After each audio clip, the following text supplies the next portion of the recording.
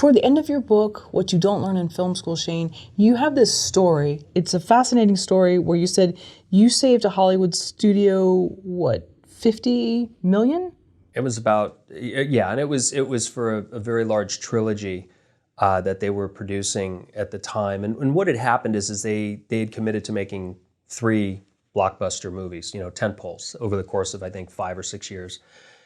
And they had tremendous success with the first one. It was everything that they make these kind of movies for and more. And the second one had come out and not done very well. And I got a phone call one day from somebody that I had worked with when I was doing studio work. And I guess he had talked to one of the heads of production at this other studio and said, you need to kind of flip the script on your mindset. You really need to get an indie rat to look at your budget, your schedule, and your script, and let somebody go in with the mindset that understands production at this level, but thinks, how do you make something for $1 really for a dime? And I got a phone call out of the blue one day, and it was the head of production for a studio, and they had me come in. They wouldn't talk much about it on the phone. It was very hush-hush and covert. Everything was in code. And I walked into the boardroom, and there was all these people sitting around a horseshoe table with, their Fiji bottles of water and their highlighter pens or Sharpies and their pads of paper, and they had a seat for me. And I couldn't figure out why I was there. And, one of the head people came in. He was wearing a suit. I remember that. And told me the situation and what they were dealing with and how they had made really big commitments going into the third that the second film's lack of success did not justify. But they were contractually obligated to certain escalations in people's pay. They were shooting in different countries all over the world. So they asked if I would take a look at they wanted me to look at the first 2 films. Then they wanted me to break down the third one, just from my perspective. And it was heavy CGI. It was a big tentpole studio movie. It's not what I do. But they had me go through everything, and we spent a few days. I had to do everything there. I wasn't allowed to leave with any materials. My cell phone had to be far. There was a person in the room with me at all times, and just broke it down. And it just common sense. And then, I'd see a way to save, a lot of money.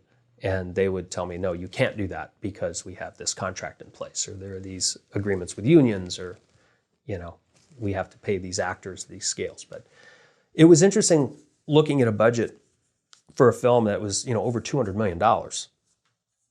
I mean, when you're making films that are comfortably, in that $1 million range, and you find a place for every dime and you make sure it stretches, and you start looking at where money is going at dollars at that level, it's mind-blowing.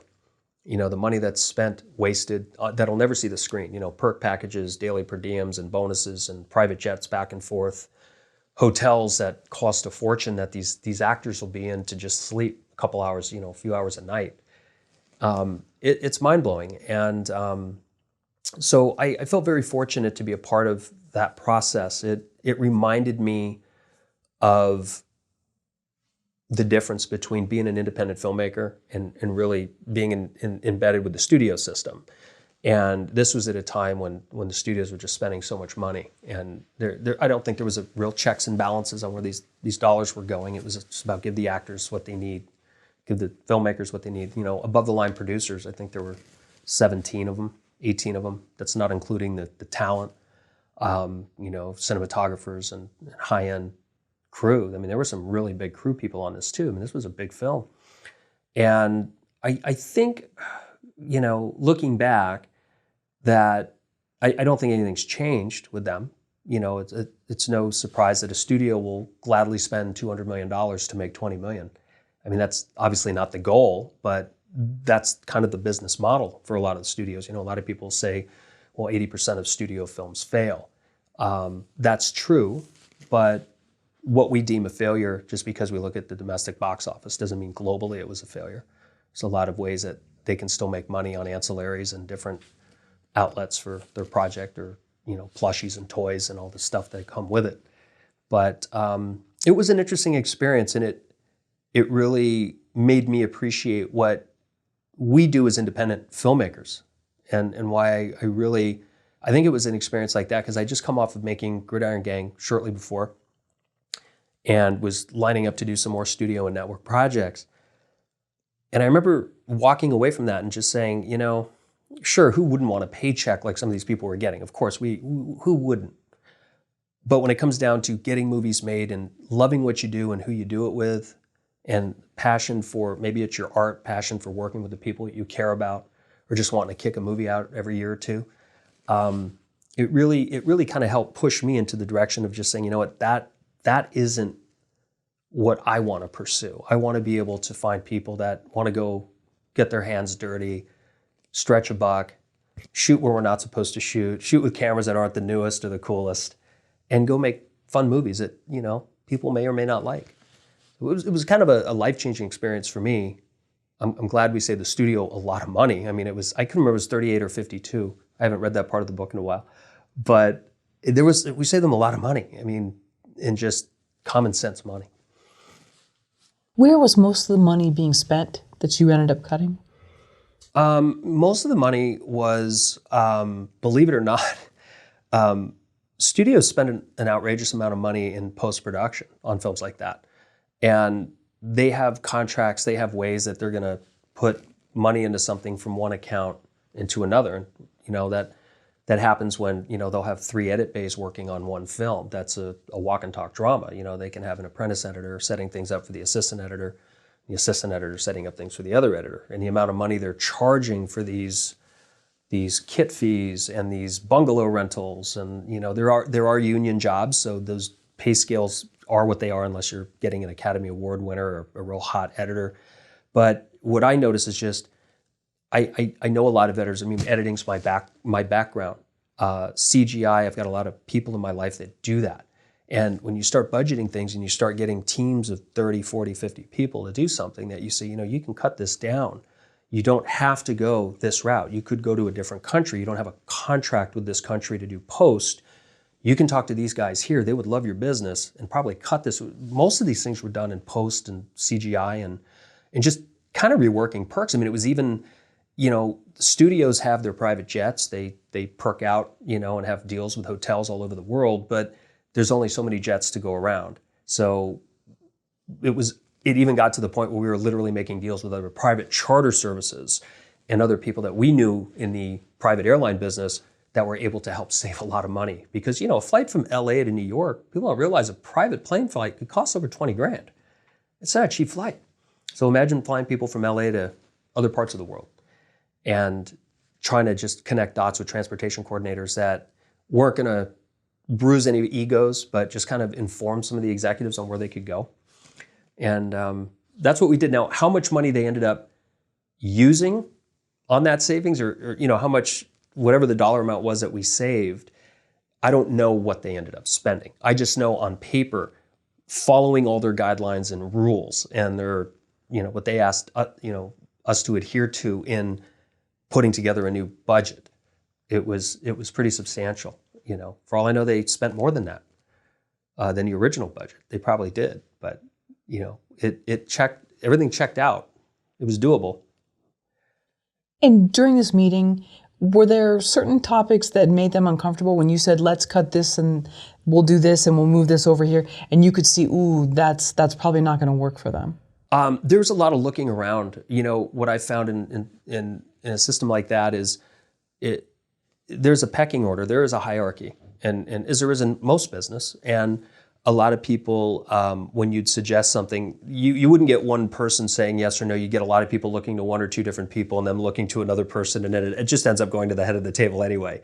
You know, so it's rare people are going to go out on a limb and say, that's what we need to do. It kind of, you know, the idea is always played pinball, or would come back after 3 or 4 discussions to a no, or a, hey, that's good, can we try this over there? And they were very forward thinking. Once they started seeing, it wasn't like I reinvented the wheel for them, it was just getting them to just kind of throttle back a little bit on the hemorrhaging of money on everything, giving everybody everything. Okay, you have made these commitments to these actors.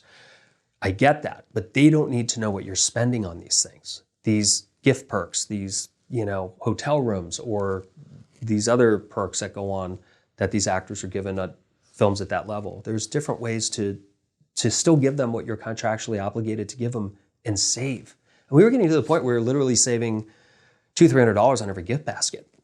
I mean, that's the kind of stuff we were literally getting down to. We were doing everything we could to save them money. Gift basket, so that is a typical thing on certain sets? Oh, sure. Sure, the studios treat their actors really well, and I think even independent filmmakers, should. If they don't, when you get an actor that shows up on your film that's, a special get, I think welcoming them with something, even if it's a fruit basket or a bottle of nail polish or something, is good. But studios, they have some really, and there's a lot of sponsorship that comes with that too. It's kind of like the Oscars, but there is costs. There are, all sorts of things that go into these things that cost money. Everything costs money.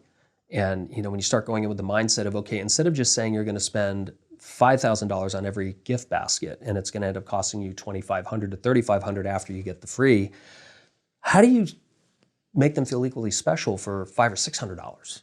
And it's doable. It's just about taking the time to break it down and not just throwing the money at the problem. Sure. And then you said the hotel room where they may just stay over. Well, yeah, unfortunately, there wasn't a lot we could do with hotel rooms because of contracts. Various studios and production entities, especially when studios are going into other parts of the world, there are a lot of setups already. So you're not going to go in and ruffle too many feathers with that. But it's just the cost, and it's reminding them that you may not think $5,000 for a gift basket is a lot of money for an actor, but you're also spending this much a night on a hotel room. And in reality, they're going to spend 12 hours a day on a set. Then they're going to be doing this press junket, maybe this. And at the end of the day, this is, with the exception of their days off, this is where they're going to hang their head at night. And how can some of these things be worked out? And I think most of those things were kind of finagled more for not the top tier level of actor, but it was about finding other similar accommodations that were substantially lower. I mean, it's not rocket surgery. I mean, I've got a nephew who's getting married at Pebble Beach coming up, and they threw us all the available hotels. And I mean, I think the rooms start at $1,200, $1,400 a night. And there's two things I don't pay for myself: is a nice fancy hotel room and a first class airfare. I'm just sitting on a plane going from A to B. I'll do a coach. I have no problem with that. I made 3 phone calls, and I'm basically 5 minutes from the wedding, spending $209 a night for the wedding. That's just the mentality that I have. I just think there's money that is better served somewhere else, and so that's the mentality I kind of took with them in everything. And they were receptive to a lot of the ideas. Again, did they end up doing it? I know I wasn't leaving until I was able to show them a savings, so they at least accepted what I presented at the end of the day, but I couldn't tell you what they ended up spending.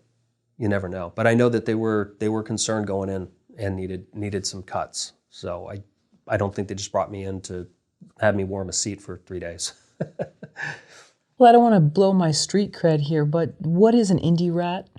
I'm an indie rat. It's people that just, they don't wait for the machine. They figure out a way. I always, I talk about in the book is, give me an actor, a camera, and a place to do it, and let's go make a movie. It's not waiting for a machine to decide, when all the stars align. When we did Gridiron Gang, we made that deal, I believe, in 1993.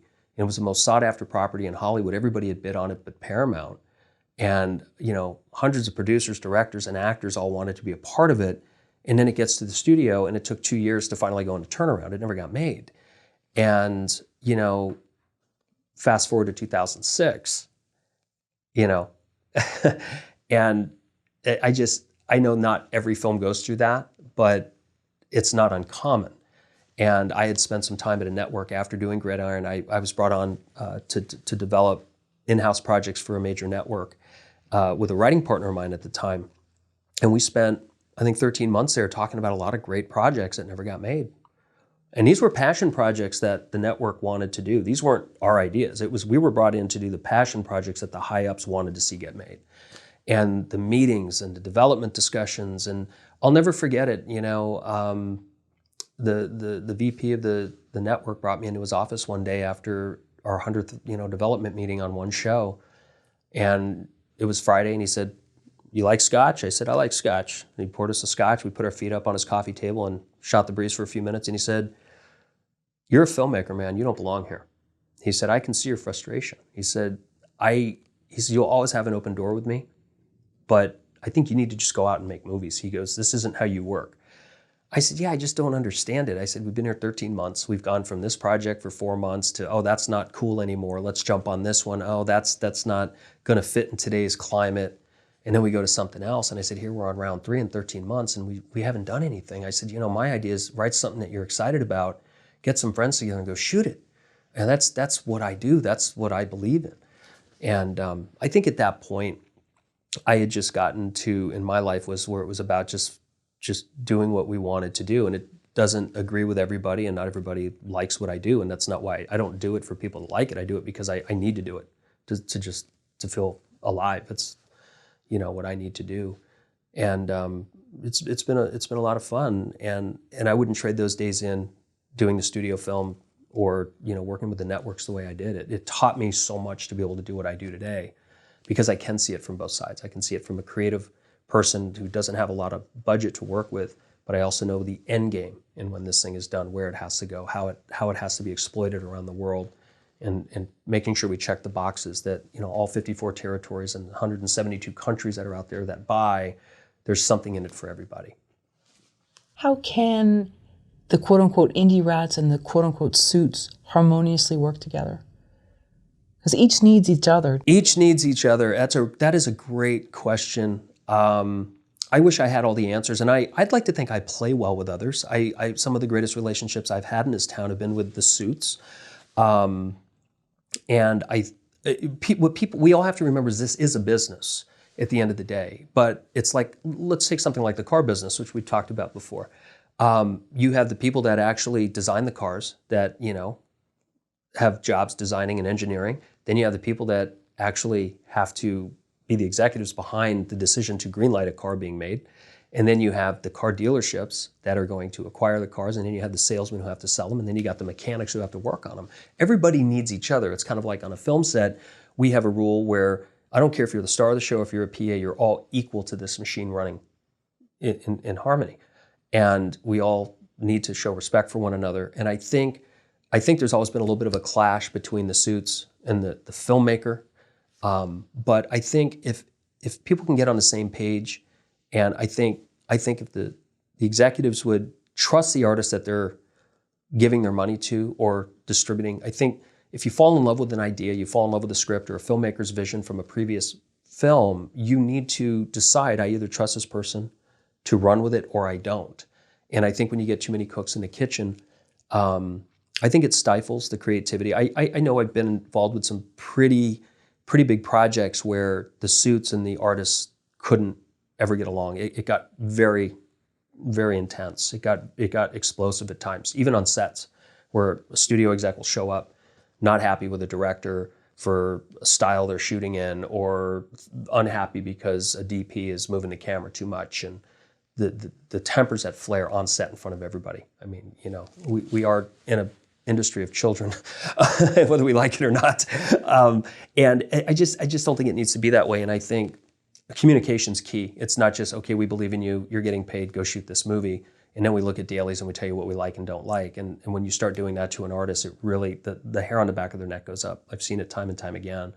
And I just think there's probably some basic fundamentals. I find a lot of suits spend a lot of time psychoanalyzing things. They take a lot of classes in body language, how to read somebody's temperament across the desk or across the room.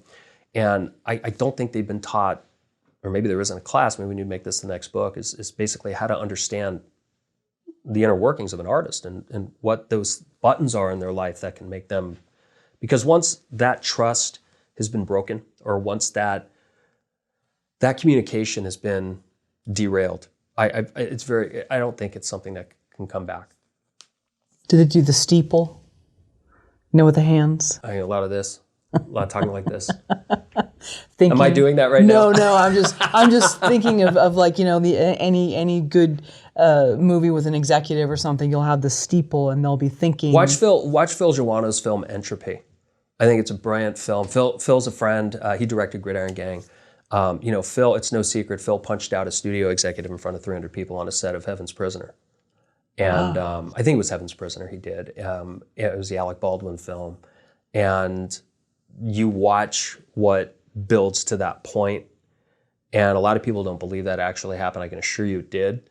And it happens more often than you realize. It may not go to blows as much anymore. I think people are ready for that now, or they hide behind texts and emails is really what people are able to do. I think also a lot of the face-to-face has been taken out of our business. Everything's text messaging and emails. And, I think a lot of people do that out of trying to get it done quick, fear. I think fear is a big component of that, is people don't like confrontation. And I think, if executives would just understand that when you trust an artist's vision and you greenlight him or her to fulfill that promise, that you really need to just trust. Sidney Lumet in his book said something brilliant about hiring actors. And he said, when you're a director and you make a decision on an actor, good or bad, you have to live with that decision. And you have to do everything you can to see that journey as smooth a sailing as possible. I can't remember the words he used, but there were times in his career where he said that he really thought he had the right actor for a role and realized on day one in rehearsal that this was the biggest mistake of his life. And you would never know it as an audience member. You would never know it as maybe the actor who he hired, but it's about understanding the being that you're working with. And artists are fragile. We're very sensitive to everything.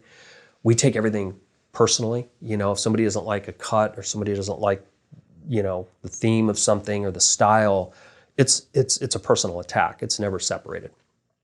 And it takes a strong artist to be able to do that. And I think it takes a stronger executive to be able to really find a way to communicate with people on how to get the adjustments a studio or network might need to get what they need. And I've rarely seen it done in a productive way. That's just me. Sure, and I agree with what you're saying about being sensitive, but I think also, too, some of the quote-unquote suits, and I wish I could find a better word for them, but they're also sensitive in that they don't like being told no, and they don't like people usurping their authority or challenging them, especially if they believe in this pecking order. And there's a lot of fear. I think there's fear from both, Hollywood fear is and a love. scared Okay, town. so fear from both sides, and so just thinking about what are ways that we could prevent a blow up if one is mirrored in a pecking order mindset and, well, I can't believe you would tell me what to do. Don't you know who I am? And then there's this artist, don't you know what I've done? And I can't believe you would doubt me. And then the clash that happens. Yeah, and it's ego driven. At the end of the day, I mean, it's fear driven and it's ego driven because in our business, it's literally your career could be made or broken in one project. You're either the next Damien Chazelle, or you make a mistake and you don't have a hit, you're done. I mean, look what happened to George Cosmatos. He came off of, God rest him, he was a great filmmaker. I mean, look at what Tombstone. He did Tombstone, and he was, the next greatest thing. And I worked with him on Shadow Conspiracy with Charlie Sheen, which was, I think, the last film he ever did. And I can assure you that's not what he wanted to go 6 feet under with his name on. And I don't think he would have worked much after that film. No disrespect, but not saying I could do anything better. I'm just saying when you look at how fast you can turn around, some great filmmakers and actors in this industry that have hits that people they're just bowled over with, and they do a couple more films, and what happens to them? And it's unfair.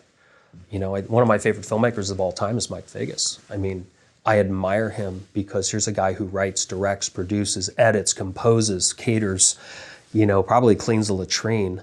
I mean, that guy is a filmmaker's filmmaker. And obviously when he had Leaving Las Vegas with, Nicolas Cage and Elizabeth Shue and all the Oscar accolades that came with it, how do you deny somebody like that? This guy's going to do it again. Solomon King went through the same thing. He had a string of hits and then had some that weren't as successful. And, I guess it's like that in sports. It's like that in a lot of businesses. I mean, I don't know. It seems like people can, in the suit side, it seems like people can run companies into the ground over and over again and still end up running other companies. But we see that a lot. But I think the artists and the executives, need to find a way to spend more time understanding one another and not just thinking they understand one another. We forget that, I always go back to the record industry and when music was, you know, a business back in the earlier days of A&R representatives working for labels and seeking bands and clubs that nobody heard of, and watching that machine grow into becoming something that was worthy of signing to a major label. I knew a lot of A&R guys back in the 80s and 90s because of my music background, and I used to say to them, you know, how do you not get fired? And they said, well, we say no. You don't sign a band, you don't get fired. And studios have to crank out so many films a year. Production companies have to fulfill the machine, especially now because it's a bottomless pit, right? You know, how many productions are getting made at Netflix at any given time. It's 33, I think, right now. So there's a machine that needs to be filled, but I think they understand each other from a very generic standpoint. I still don't think they've found a way to really meld into, you know, a harmonious relationship. It's very rare. It's very rare. About a year and a half ago, Shane, you wrote a book entitled What You Don't Learn in Film School. So if we proposed a sequel to this book, maybe what they don't teach you after 20 years in the film industry, what would be the main crux of that book? Ooh, that's a great question. Wow. I think, you know, as I talk about in the book, every day I learn something new. Every day. And I've been producing for over 30 years. And been in this industry 49 of them. And every day I learn something new. And I think what's most important is whether you're on the executive side or you're on the artistic side, I think you have to be open to change. You have to be open to learning from your mistakes and owning them. I don't think enough people own their mistakes. And I think we grow from our mistakes instead of burying them and having a fall guy or a scapegoat. I think the biggest thing that I see is people not learning. I think it goes back to putting your pride aside. You know, I've come from a very humble educational documentary film beginning, and then was very fortunate to run a company that did a lot of studio films, and then, you know, ultimately doing Gridiron Gang and working with networks. And I have come back to being an indie guy, and it's by choice. I mean, I don't know, maybe nobody wants me in Hollywood proper, but I didn't give them the chance to say they didn't. I just decided to go back to what I love. But what I see in a lot of the people that I come in contact with, or I work with, that are trying to find their way, is I think they're more concerned about public perception about what they do and how they come off than actually doing the work. I find more people spend most of their time trying to gloat about what they're doing on social media. And hey, I get it. It drives projects for some people. A lot of people are more interested in having, you know, fake it till you make it, or perception is everything.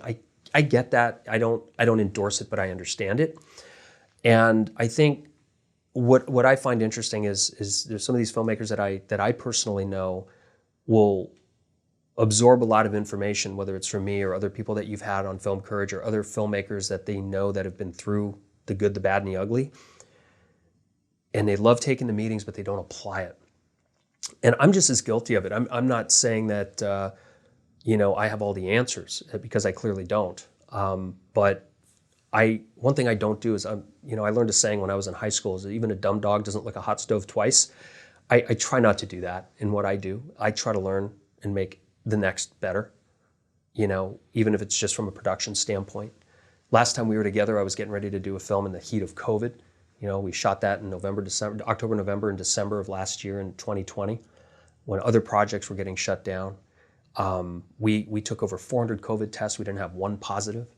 We had so much fun. I always work with a small crew anyway. They gave us, with the mandates from the union, we couldn't have more than 20 people on a set, including cast and crew. It was the most fun I ever had making a movie in my life. And moving forward, I've learned to take that experience and how I can make the next project better for everybody. And it wasn't just about having a smaller crew or being stuck doing 3 tests a week for COVID. It was about, I think there was a lot of it was people were so happy to be back out working and interacting with each other. But it reminded me, again, of the respect that we need to have for one another. How blessed we are to be in this industry, whether you're making a $500 film or a $50 million film, we are equally as blessed. We get to do something we love. And just trying to remind ourselves it's only a movie. I learned something from Martin Sheen 100 years ago. We were doing a film together, and it shot over the holidays. And God bless him, he for some reason he didn't go back for one of the holidays when everybody else broke. So it was Adam Kane, Martin Sheen, myself, and I think it was Susan McGuire, our AD, and the four of us went out to a holiday dinner in Arizona. We were making a film, and he told the story of his heart attack on Apocalypse Now. You know, which everybody's heard different versions of, but I heard it directly from him, and I'm not going to relay the story. I wouldn't want to waste everybody's time on that. You can research it. But the one thing Mr. Sheen said as he was being wheeled into the hospital for his surgery after having his heart attack was his wife, Jan, leaned over and looked at him and said, "It's only a fucking movie, Martin." And here at that time, they didn't know it was going to be one of the most iconic films in Hollywood history. But when he said that, I never forgot it, because what we do is special to us and hopefully the people that our work touches and the people that see it. But in the grand scheme of life, it's only a movie. And I try to remember that. I try to remember that when we go on set every day, you know, we're blessed to be there. Have a smile. You're not sitting in a cubicle trying to raise money to make a movie. You're out making a movie.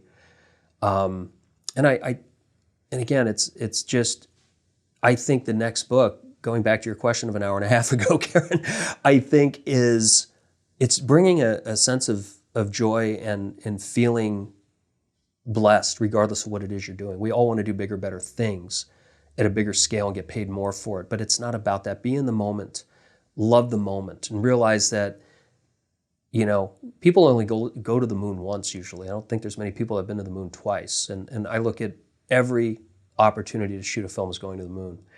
And just enjoy the moment. Build those relationships.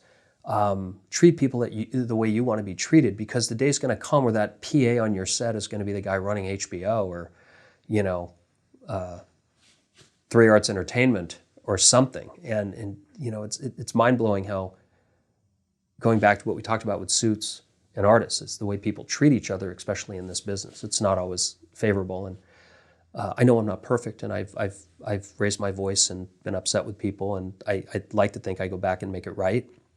But I think what I'd like to see people do is build more relationships and build more of a family within their core. Not just look to get through Tuesday, get the film done on time, on budget, and move on. I think you look at some of the most successful filmmakers that have come through, and especially in the old days, and there was a family. You know, when Hitchcock made his films, people all stepped up and helped each other. There wasn't a divide. You know, when he was making Psycho and he was sick and was out for a week or two, you know, the AD directed the film. His wife stepped in and did some directing. I mean, you know, that's a family atmosphere. And I wish there would be more of that in our industry. And people weren't just interested in me. I think it's about us, stronger together.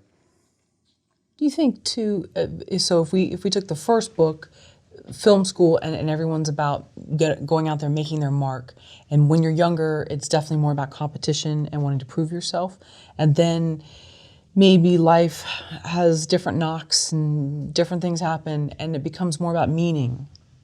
And so maybe that's also something that's, you know, after 30 years, it's more about, what does this project mean to me, and am I doing what I want to be doing? I think that's a big part of it. I think that if we can grow from everything we do, you know, I think that's the key, is growth and trying to build something special so the next one is better and bigger. Doesn't mean it's going to be financially bigger or financially better, but the experience. And I think when you have an atmosphere on a set that people feel a part of, regardless if they're the guys coming in once a week to empty the toilets or they're the star of the show, if people feel a part of something, I think it really shows on screen. You know, we talk about that a lot in the book, is temperament, respect on a set, how it ultimately is going to affect your actors. You know, they are such sensitive beings. Their antennas are way out. They're picking up on every nuance of mood. If the director and DP are pissed off at each other, or an AD is upset or snippy, they pick up on that. And you know, I think what I was trying to say earlier is that I think everybody is truly, in our industry, it's every man for themselves, but I think it shows too much. I think people need to remember that it takes a village. It takes a unit. You know, we don't storm countries or go into war thinking about one or two people. We go in as a unit, you know, and I just would like to see more of that in our industry. What's your advice to people on getting representation, whether it's for film, screenwriting, acting? Well, I think that having representation and how it comes to you and the need for it they're separate. You have to keep them separate. I think if you're an actor, you need it. It's an agent's job is to go through the breakdowns and submit you for roles to get you taped auditions or in the room. I mean, an actor can't act without people knowing they exist. I think that cinematographers, that's very important too. I think agents can be very beneficial to a cinematographer's career. By and large, agents sit around and wait for the phone to ring. I mean, let's call it like it is. The days of agents reading scripts, taking 20 or 30 home a weekend and discovering new property and calling an actor and saying, I just read something you've got to read. Let's call the producers and tell them you want to do this. You know, a lot of agents wait for the phone to ring. And I think that when writers, directors, and filmmakers ask about getting representation, I'm a firm believer that you're either chasing it or it's chasing you. And I talk about this a lot in the book. I have a big chunk of it about representation and being a filmmaker. And, you know, I'm a firm believer that if you're not making noise with your work and you got to call agents and people to represent you, then your work is not going to be something that they're going to have a real easy time getting behind and selling.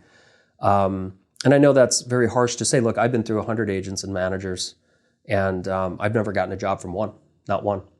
And I've been with some big agencies and big managers, and maybe it's my fault. Maybe I'm just horrible and unsellable. But I get asked a lot from young writers who may have had a short film made, or producers who are trying to, you know, sell what they're doing to a bigger scale. And, you know, things today, especially with the changes in our industry in the last few years, agencies that are respectable and real, they're kind of signing people by committee now. It's not hip pocketing. You know, the days of an agent taking somebody kind of off the grid in their back pocket and trying to do something with that is really frowned upon, and is something that is really not done as much anymore, if at all. So when you go in with a resume and a body of work that you might have, and try to get representation, you have to, you know, they're going to check with everybody from the janitor to the parking attendant to make sure if they should sign you or not. It's not just somebody falling in love with you, and unless it's somebody who runs a boutique on their own, that they are the judge, jury, and executioner. But I have found that when you seek out representation and you have to kind of do a tap dance to get them to want to get behind your work and your abilities, I always say, you know, let's see where that relationship is in 6 months. They usually don't bear much fruit, and that's, you know, it's unfortunate. It's hard to get representation as a writer, as a producer, and as a director in this town. That said, it is not hard to create original content that, if it's good enough, can get the attention of a respectable agent or a manager. You know, again, we have endless resources for so cheap as filmmakers, even student filmmakers. You know, you can get a DSLR, you can get actors, and again, don't hire your cousin and your mother to be in them. Go to acting schools and call the people that run these acting schools and say, I'm making a short, I'm doing a spec commercial, give me some good talent.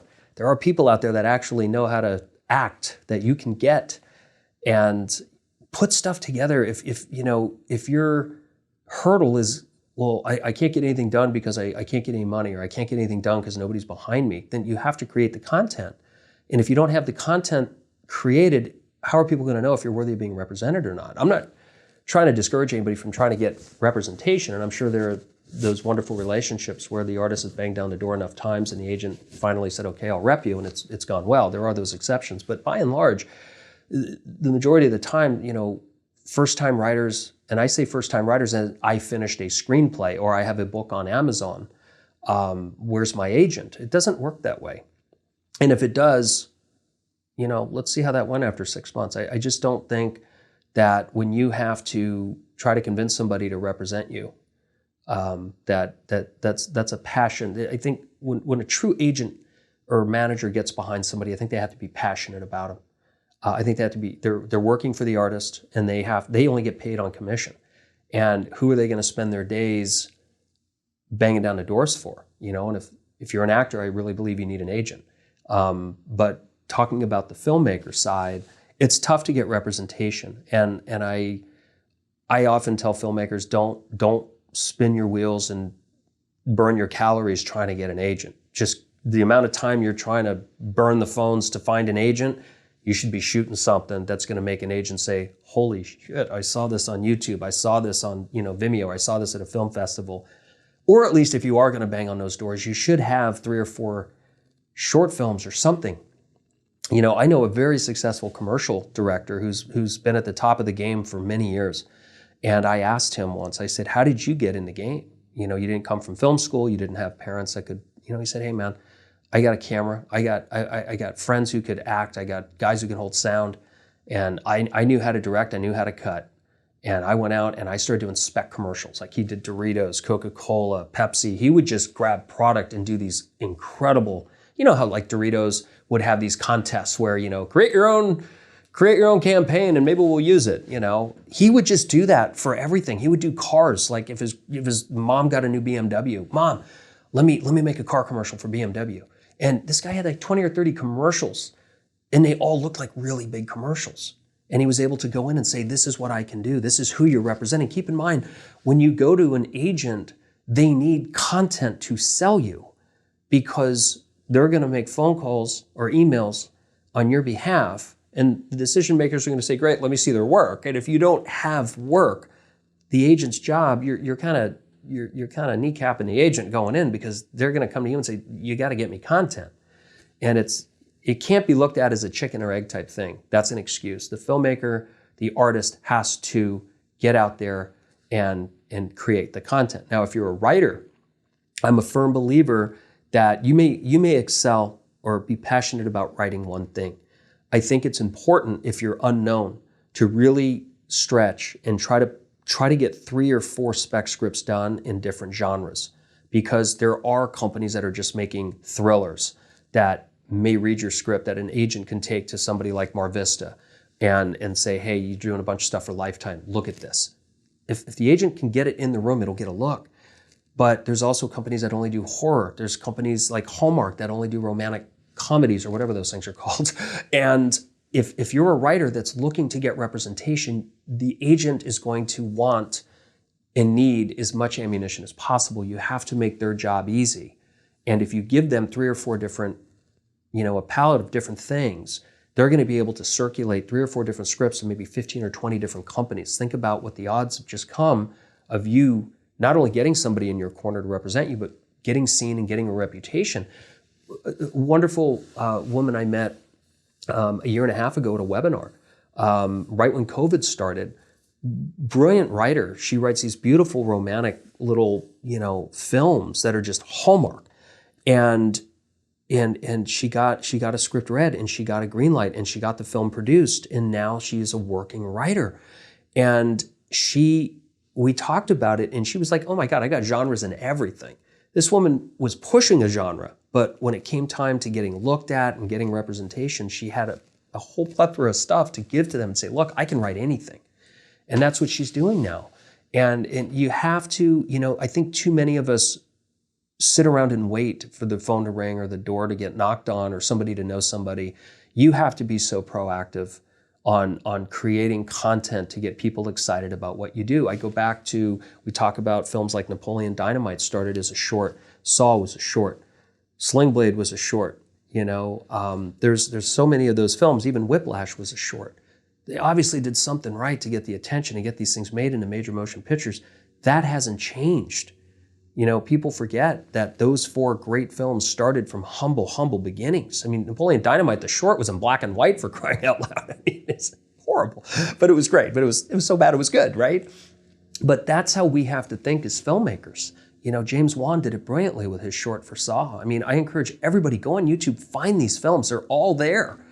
They're all there. You can find these shorts and you will see where Billy Bob Thornton got Sling Blade from. You will see where, Napoleon Dynamite and Whiplash all came from, because they're all there, and they all started because somebody said, screw it, I'm going to do it.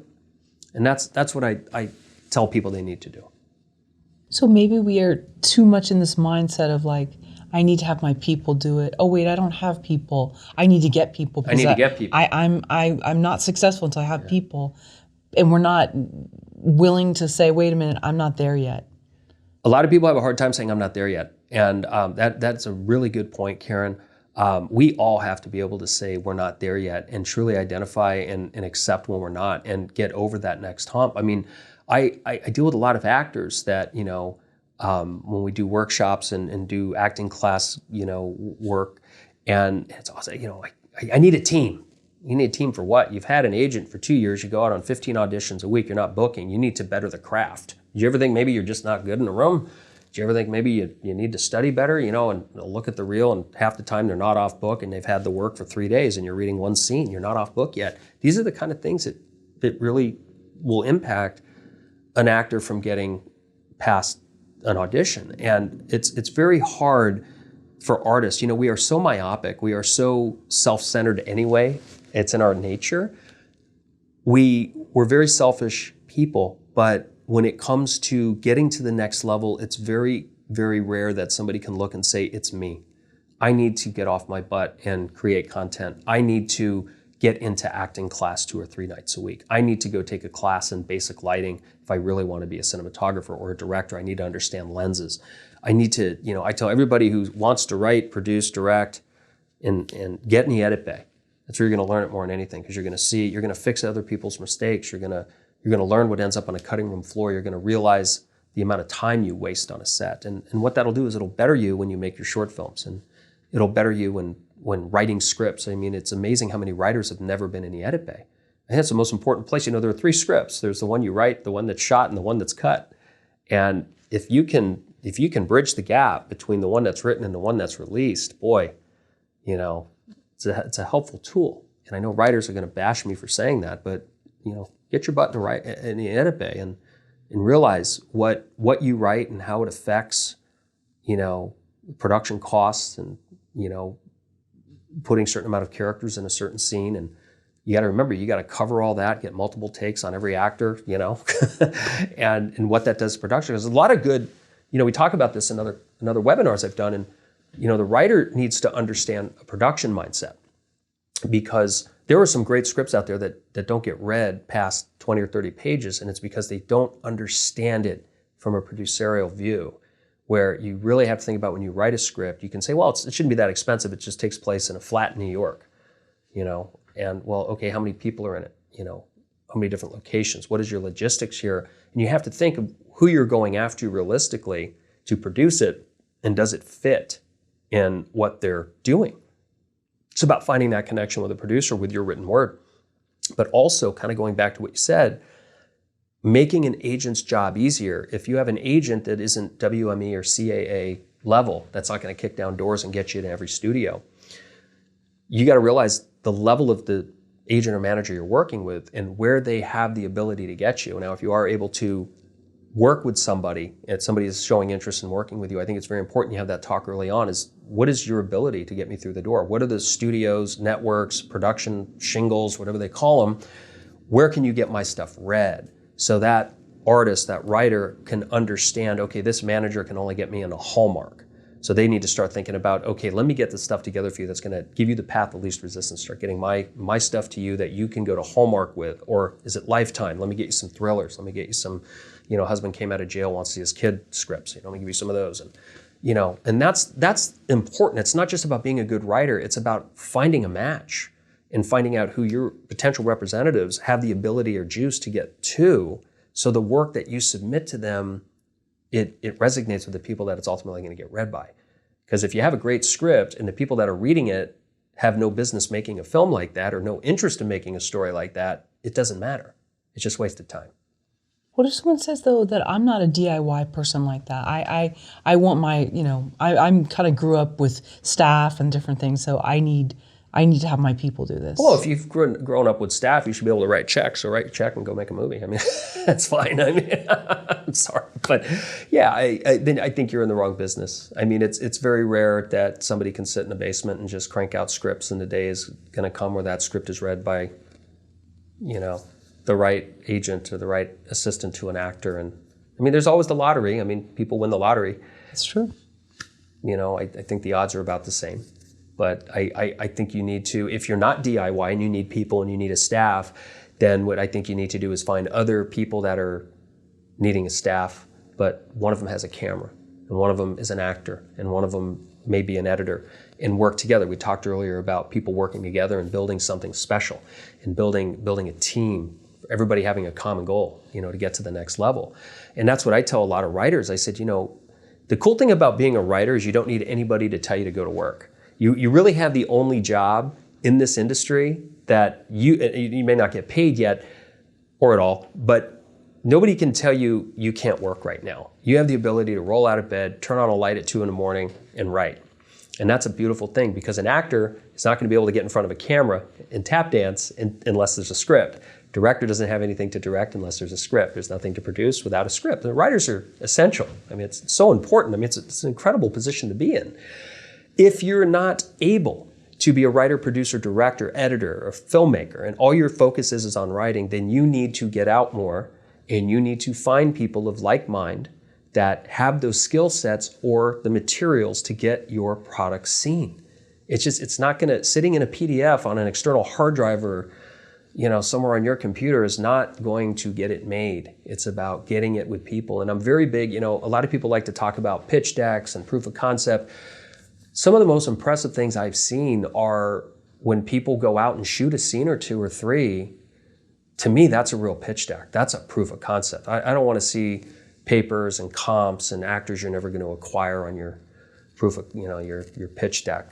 I want to see you go out and shoot a scene for your film with comparable, qualified people and people that are passionate about it. And I think some of those true POCs that I've seen, they knock me out of my seat. I can't believe what people are putting together these days. And I mean for nothing, no money. There's no excuse. If you're not pissing someone off, you're not being heard? Sure. What's the logic behind that? Well, I think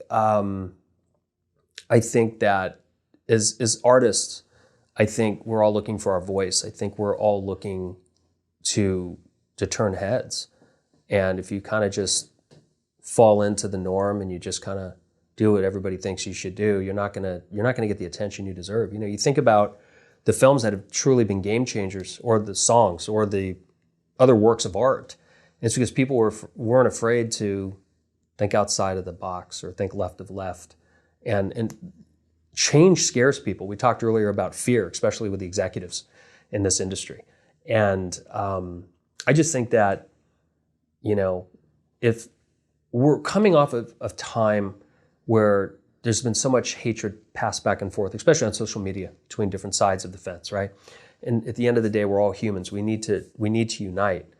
But what is apparent is if you just follow like sheep and just kind of go about your merry way, you're gonna fit nicely into a mold, and they're gonna compartmentalize you. And I think some of the artists that I've respected most, they're not afraid of pissing people off and making change and making success come their way, because they weren't afraid to rub people the wrong way. They weren't afraid to give somebody the big F you and say, I'm doing it this way. And I don't need your money. I don't need your distribution. We're just going to go do it. I mean, Robert Rodriguez is a classic example. Dennis Hopper, when him and Peter Fonda went out and did Easy Rider. And, some of the people that I admire as filmmakers, I mean, looking at somebody like Hal Needham, who, came from a tough stuntman background and understood the workings of how to make a movie, breaking them down from shot to working with the editors, the producers, the directors, the actors, the stuntmen, and finally just woke up one day and started making these great movies. And, I'm inspired most by rebels. I'm inspired most by people that weren't afraid if people were going to approve. Doesn't mean you're going to be successful, but, I think there's certain things as artists that we have a responsibility to do. I mean, art is what changes the world. Movies, Hollywood, songs, they set the tone for a culture. They change trends, like that. And that's exciting to me. And, when you hear me say, if you're not pissing people off, you're not being heard. Well, if you're just falling into what everybody else is doing, you're just falling into what everybody else is doing. Quentin Tarantino became who he was because he did things his way. He was willing to roll the dice, and fortunately found people that were willing to roll the dice with him. Robert Rodriguez, Mike Figgis, we talked about him earlier. Dennis Hopper, Hal Needham. I mean, some of these great filmmakers that just, they're not afraid to rub people wrong. They're not afraid to piss people off. They're not afraid to fail. They're going to go down in a ball of flames. They're going to do it their way. But man, if it works, watch out. And that just is kind of that mindset. So maybe it doesn't mean deliberately trying to piss people off, No. but knowing that there are going to be people that are going to be offended, or they themselves feel they can't do that, so they don't want you to do it because Absolutely not. their social structure wouldn't approve of them. Oh, absolutely. I mean, I can't tell you how many times I would get calls from people that I had produced with in the past that would say to me, you know, I'm really concerned that this investor may go on IMDb and see some of the things you've done in the past, whether it was with Zalman King or Charlie Sheen or whatever. And I'm like, yeah, okay, so what's the problem? You know, they've had a pretty good run. And, you know, it's this fear and of you know, maybe certain people would be nervous or whatever. And I never understood that. I would always ask them to please explain that to me. You know, Charlie, somebody I was very proud of having a history with in my career, and is very instrumental in getting me to where I am in my life. And for somebody to come along and be nervous about the rebellion of a Charlie Sheen or a Bad Boy, and somebody who made some of the most incredible erotic cinema, Zalman King, and you know, those are people that basically gave people the middle finger and did what they wanted to do. I mean, one of my favorite Zalman King stories, and we didn't talk about this before, we talked about suits and artists, was I remember working with Zalman on a film, and an executive from the studio was there. We were on the other side of the world. We were in Bali, Indonesia, and there was somebody there telling him how something had to be done. And he, oh, absolutely, it went through this whole dog and pony show that was so on-Zalman at the time. And the guy left, he just turned around and goes, fuck him. He goes, watch how we do this. And he goes, you got to remember something. He goes, if you're gonna do something, you do it your way. You just got to learn how to tap dance and tell people what they want to hear, so they give you the opportunity to do it. But he goes, remember, if you screw up, you're done. But if you're successful, they'll take the credit for it, but you'll work again. And you know, that's kind of it. I just, you know, I went through a phase where I was getting calls from a lot of, I don't know, more prim and proper entities that weren't much into the mentality of just going out and doing what you want to do. Everything was very structured. Everything was very formulaic, which is not something that I fall well into.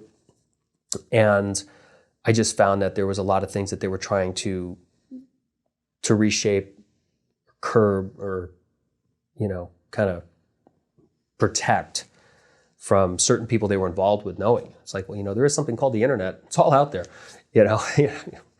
But my point is that I learned really quickly that there are a lot of people that, as you said, it's fear. They're afraid of being looked at as a rebel or somebody who likes to kick the dirt or whatever. And I personally don't care. I personally don't care. You know, do what you want, do what you love what you do, and do what feels right in here. As long as you're not hurting anybody.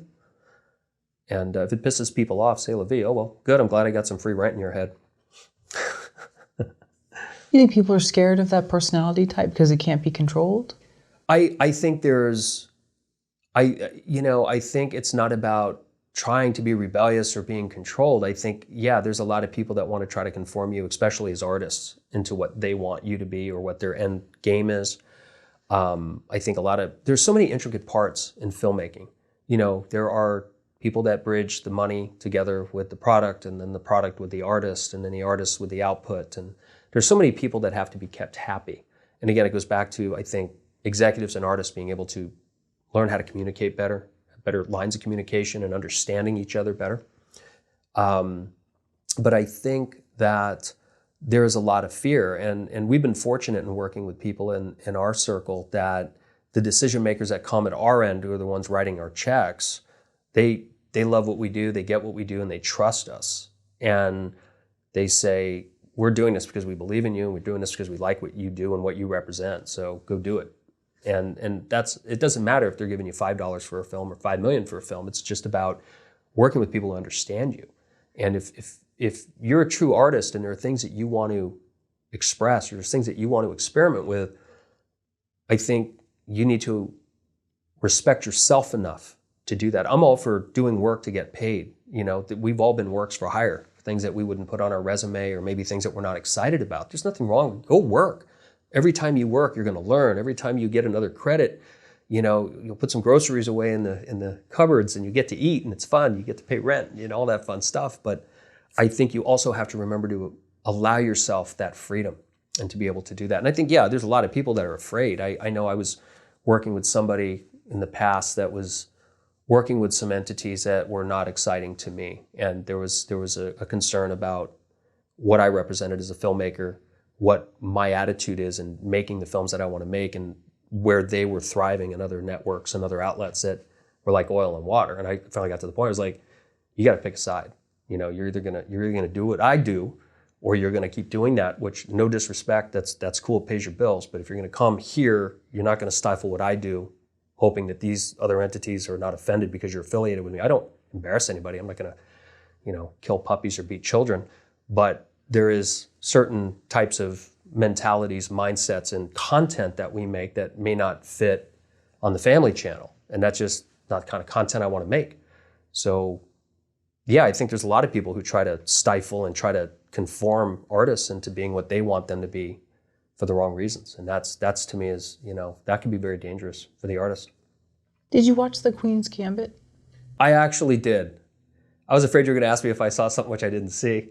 Oh, okay. Thank you for not asking if I saw Bridgerton. Okay, sure. So forgive me, I'm blanking on the character's name, but Thomas Brody Sangster, if I hope I'm saying his name right. So the one that's like this rebel chess player who kind of saunters in. It's kind of the James Dean. Right, he's the James, and then once you finally get to know him, he's actually a sweetheart. Of course. But he has this mystique and this persona of this bad boy chess player amongst some very cookie cutter, intellectual, overthinking, Stanford graduates. Right, exactly. Right. Smart people, right. but also very invested in their identities as smart people. Yeah. And so this guy comes in and he's just like this, you don't know what to make of him. You're fascinated by him. Yeah. But anyway, so it kind of reminds me of that. That's a great analogy, and it was a great show. We really enjoyed that. I think like the rest of the world, we caught that during COVID. We didn't buy a chess set afterward. I think there are ways, and I hate to keep bringing him up, and I owe so much of my career to Zalman. Zalman King, if you don't know who he is, look him up. Zalman took me under his wing, 25 years ago.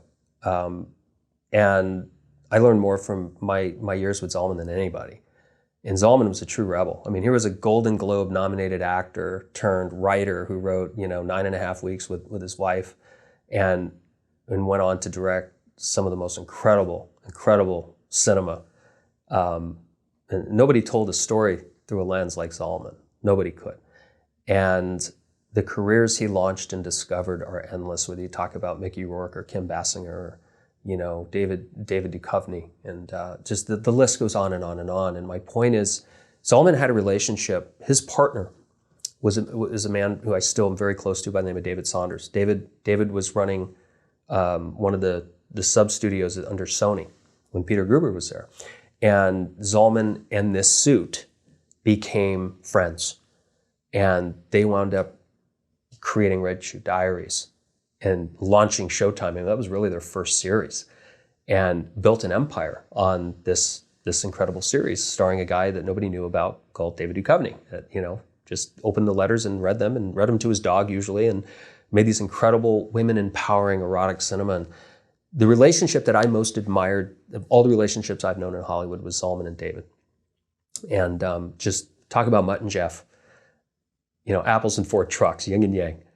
And boy, were they, that's the kind of relationship executives and artists should have, because they conquered the world. I mean, you may not like what they did, but they conquered the world. Yeah, I think each needs each other because one is going to have one skill set that the other doesn't have, and vice versa. And absolutely, one will be organized, one will be sort of a beautiful one mess. Will be very unorganized. Yeah, and they need each other. And they really fed off of one another. And there was nobody better in the room. They would fight like cats and dogs. I remember, David Duchovny said when Zalman passed that he was a true artist. He'd think more about the curtains in the room and the color and the sheen they would give off a certain light at the certain time of day he would shoot. And Zalman would focus on that for hours. And then, want something painted a certain color, and David would come in and say, whoa, back up. How much money are you spending on painting these things? How much are you spending on this fabric, Zalman? Well, that's insane. You can't do it. They'd fight. Well, then, F it, I'm not doing the movie. David looked at me, sorry, Shane, movie's canceled, have a good life, and I just slowly go for a walk. I knew they'd fix it, and they always did. They did that, almost every day, but they were an incredible duo. And that's the kind of relationship that I wish for artists to have with somebody, because they really, David was the business and Zolman was the artist, and boy, did they were amazing. Is it a producer's job to gather IP? Well, I would think so. I mean, Neil Moritz, who is the master behind Fast and the Furious, you think about how that incredible franchise was birthed off of an article in the back of the Metro in the LA Times. I think it was the Metro section or Valley section about subculture of street racing and those cars. And that's what a great producer does, is they comb articles. A lot of lazy ones like to watch 2020 or Dateline. Those things usually don't get made into movies. If they do, they only go so far. I find that some of the great producers that I've been fortunate enough to know are the ones that would give me the time of day to at least, talk to. It's these guys are on the hunt. They are constantly looking for a needle in a haystack. Whether it's Neil Moritz or David Heyman or, David Zilan. I mean, they are just constantly looking for that thing that just knocks them over. And I think good producers don't wait for it to come to them. I think it's a producer's job to, we talked about the music industry earlier. What made a great record executive? It was the ones that went to the nightclubs, the Roxy, the Whiskey, and the Gazaris at 2:00, on a Monday night, and watch that headlining band on a Monday or a Tuesday. That's where bands like Van Halen were found. And I know their history, but I'm just saying that they were signed off of a really crappy attended night on the Strip on a weeknight. And I think producers need to be more proactive. I think we have gotten to the point where we are so used to everything being at our fingertips. We can research everything. We instant gratification. And I think the days, I remember when I knew Neil Moritz years ago, long before we did Gridiron Gang together. I never saw Neil without scripts. Every time you saw Neil, he had scripts. He was always reading. That guy was just constantly, he was a sponge for content. And, it paid off. Look at the career he's had. The guy's doing everything. And it's about finding those books that nobody has the rights to, that you see, wow, this IP can change the world. And, I'd be careful. If it's successful, it's probably owned. But I think there are some gems out there that are waiting to be found. That, it's always nice when a producer, especially somebody younger, newer, or somebody who may be more green or not have the deep pockets that some of these folks have, to be able to find something and create it and get it made. But I think it's a producer's job. That's if you're going to produce. There's two kinds of producers. There are the ones that find the IP, raise the money, get the distribution and the stars attached, and then there's the producers that are, more the line producers that are on the film, that are, hiring the crew and getting the locations and getting all the vendors and gear and everything done. But, when you talk about a producer who is going to do the suit side of the job, if you will, I think it's just so important to just be a sponge, be open to anything and everything. You just never know where you're going to find that thing, And how would one know if the rights are owned, whether it's life story rights or there's actually a script? Or in acquiring property, there's several different ways you can do it. If one of the biggest passion pieces I have that I swear I'm going to get made before I die is the Kelly Sutton story. Here's a woman who held the speed record at Daytona, who's living with multiple sclerosis. She was supposed to die when she was 8 years old. She's cheated death 7 times. I think she's been a widow 3 times over. Her story is unbelievable. I was shooting a documentary in Wyoming, in Montana, when the whole world was on fire up there back in like 01, 02. And I was sitting in a Holiday Inn, and we were basically being kept in a hotel because of the fire danger. And I had nothing to do. The TVs were out, the electricity was out, and I went into the lobby of the hotel and I found this Sports Illustrated. And there was a tiny little sub-article. You could read through the magazines and they've sometimes got a little sub-something on the side. And it said, she'll stop at nothing. That was the name of the article, and it was about Kelly Girl Sutton. And it was 4 paragraphs long. It was the most incredible piece I'd ever read. I got home, I reached out to the family, to NASCAR. I found her. The internet wasn't as amazing back then. Was able to find her, talk to her parents, got in touch with Kelly, flew out to a race, watched her race, a NASCAR event, and such a wonderful human being. And one of the most delightful business relationships I've had. I feel like we've failed. We haven't gotten the film made yet. We came very close a couple times. Had a green light at a network that an agent was good enough to ruin. Agents are good at that. But that when you find somebody's story that you want to tell, if you're a producer, I think the most important thing that you need to do is be humble. A lot of people in our industry go to people with hype and pomp and circumstance, with all the promises, and well, look, when somebody's story is breaking news, like the little girl that fell in the well 30 years ago, every studio in Hollywood's going to try to get that, so step aside, you're not getting those rights, chances are. But if you find something that you like as an article in the back of a 3-year-old Sports Illustrated, or you see a piece on TV, or you caught a news segment, I always say reach out as humble as possible and just say, look, I fell in love with your story. I want to tell your story, and I want to see it's told in a way that you can be proud of, that'll represent you and your family. And just go in with a servant's heart.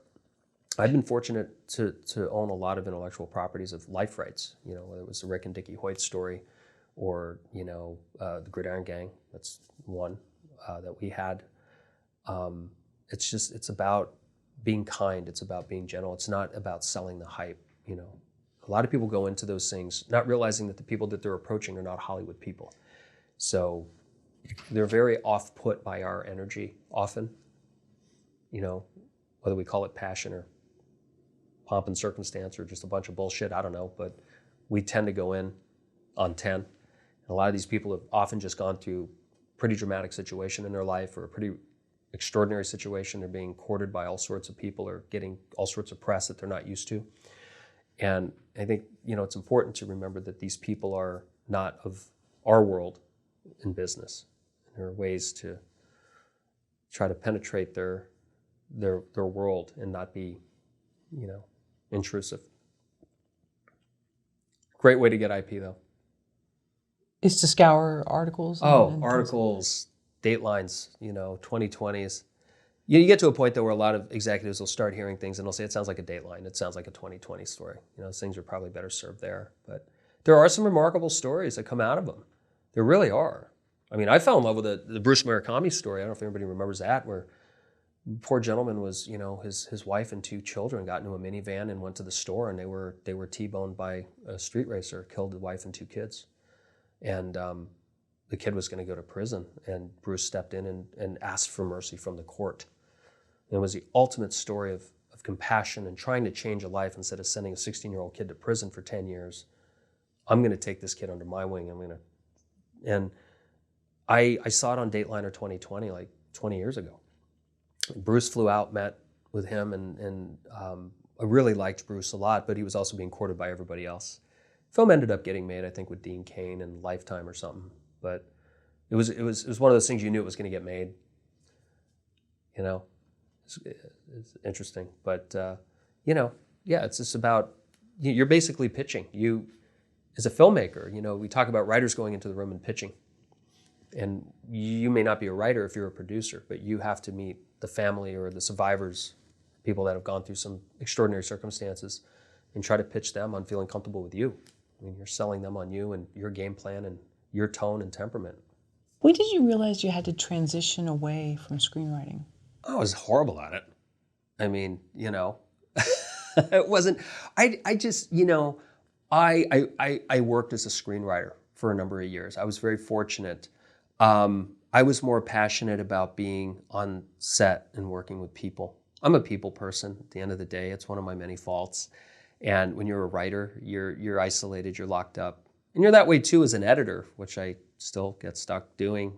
But it's more interaction. But I just got to the point where as I got older and realized where my passions were and my energies were and my strengths and weaknesses were, writing just, I started working with, people, I work a lot with CJ Wally.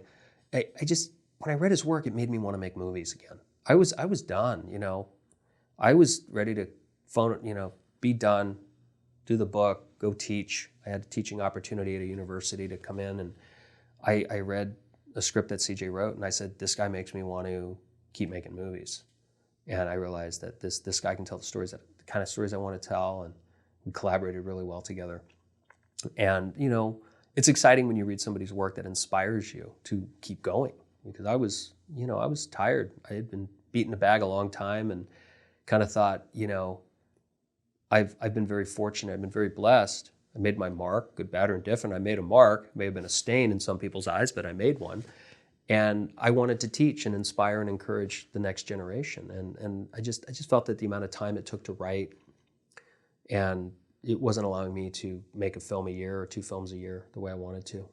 And it's great to work with somebody who understands and gets me, knows how to write for schedule and budget. We want to tell the same stories. I don't need to do that anymore. What's it like having written and developed your own work, now hiring writers or partnering with other writers to tell those stories? Well, it's nice to be able to focus on certain things and not spread out too thin. Write, produce, direct, edit, get the financing, all that stuff. It really is. It's a taxing business. I mean, this business will eat you up even if you have one job. And spending the years writing and developing something and trying to get it financed and get it produced, it takes a lot of time. And I kind of go back to having the ability to work with somebody who we both want to tell the same stories. We both want to make fun action comedy, action thriller, female driven, let the guys sit in the passenger seat, let the girls drive, make these fun films. And we both love the same kind of movies. We're both inspired by the same kind of movies, going back to like the old Hal Needham films, the old dirt movies, and, fast cars, Race Against Time, Cannonball Run, Smokey and a Bandit, and it's easy. It's almost like we don't even, it's just like, hey, we're going to line up to do another one. What do you think about this? Interesting. Okay, what if we did that? It's a very simple process. That the long part of it is CJ, in our situation, CJ will just go through the whole breakdown and develop development notes and, basically block it out, and then once that's done, the scripts come very fast. It's a very fast process. Like we did Double Threat. That was created in mid-September. We were shooting that by October 15th. I mean, we had a script in 6 days. We all knew the story we wanted to tell. It was just about going out and rolling the dice during COVID and doing it. And as I said earlier, it was the most fun I've ever had making a movie. And I hope that translates on the screen. We had a lot of fun. How many writers do you have working for you now? I work with CJ Wally is my point. We're doing a lot of stuff together right now.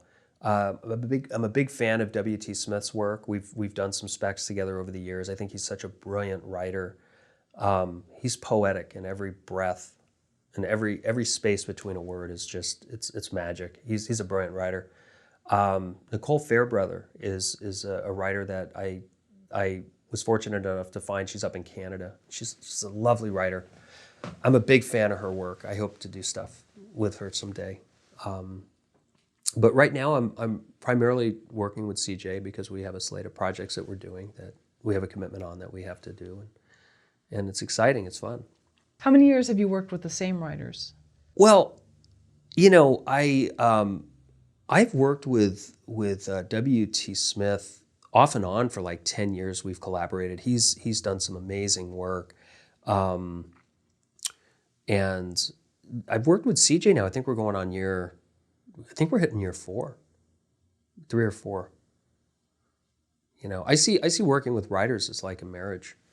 It's a lot like a DP in a director's relationship. I think if you started off in a certain synchronicity, carry that out through the end. And CJ's become a producer partner because he doesn't just write, but he's so involved in what we do, and we cut the films, and I like getting him involved because as we talked about earlier, I am a firm believer there are 3 scripts. There's the one that's written, the one that's shot, and the one that's cut.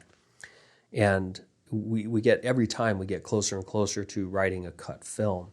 But there's also a respect factor that I have. It's funny, when we first met, he was shocked that I wanted him to come out from London to be on set when we did Break Even.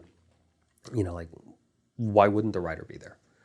And the writer's standpoint was, well, we're never invited out. We got the script, we got what we wanted from you, thank you, you'll see the film when it's done. And I just think, when somebody births something, creates something, I think they become a very important part of the entire process. I think it's a respect level. There are times where, we have to cut films down because of distribution deals where, television's going to only allow so much time. We're not getting 3,500 screens. We're not Quentin Tarantino. We can make these 3-hour movies about Hollywood or whatever. And I love his work. I'm just saying that you don't have that ability. We have to keep our films under 95 minutes. Well, you shoot the script and you glue it together and you've got, 2 hours. You got 30 minutes. You got to rip out. Who better to ask than the writer at first to say, hey, look, we're 30 minutes over, man. Let's start talking about what can go. Instead of just hacking it away and maybe not being as sensitive to some of the nuances or subtleties that were planted early on. And I've made that mistake in not involving a writer on those edits, and that's something that I wouldn't do again. It's just sometimes where distributors come in and say, well, we love it, we're going to take it out, but you got to shorten it by 20 minutes, and you're in a hurry, and everybody thinks they know where the best places to hack are. And I think it's good to involve the writer. It's smart.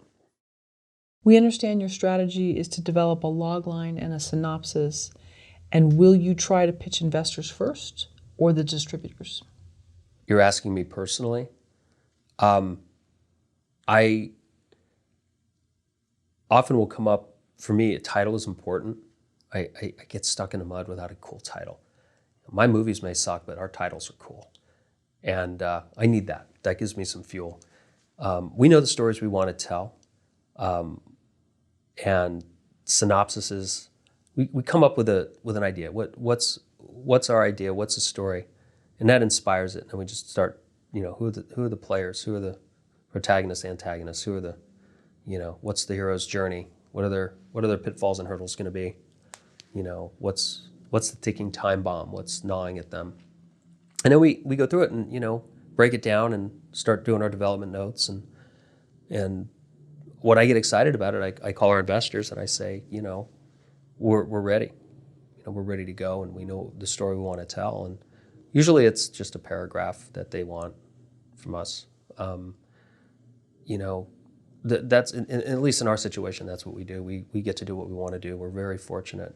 So it's pretty much coming up with the story we want to tell and going and doing it, and let chips fall where they may. It kind of comes back to doing things the way you want to do them, and not allowing people to tell you how to do things or why to do things. So we're open to suggestions and stuff, but we tell the stories we want to tell, and we cast the people we want to cast, and we make the movies we want to make, and we don't ask for permission.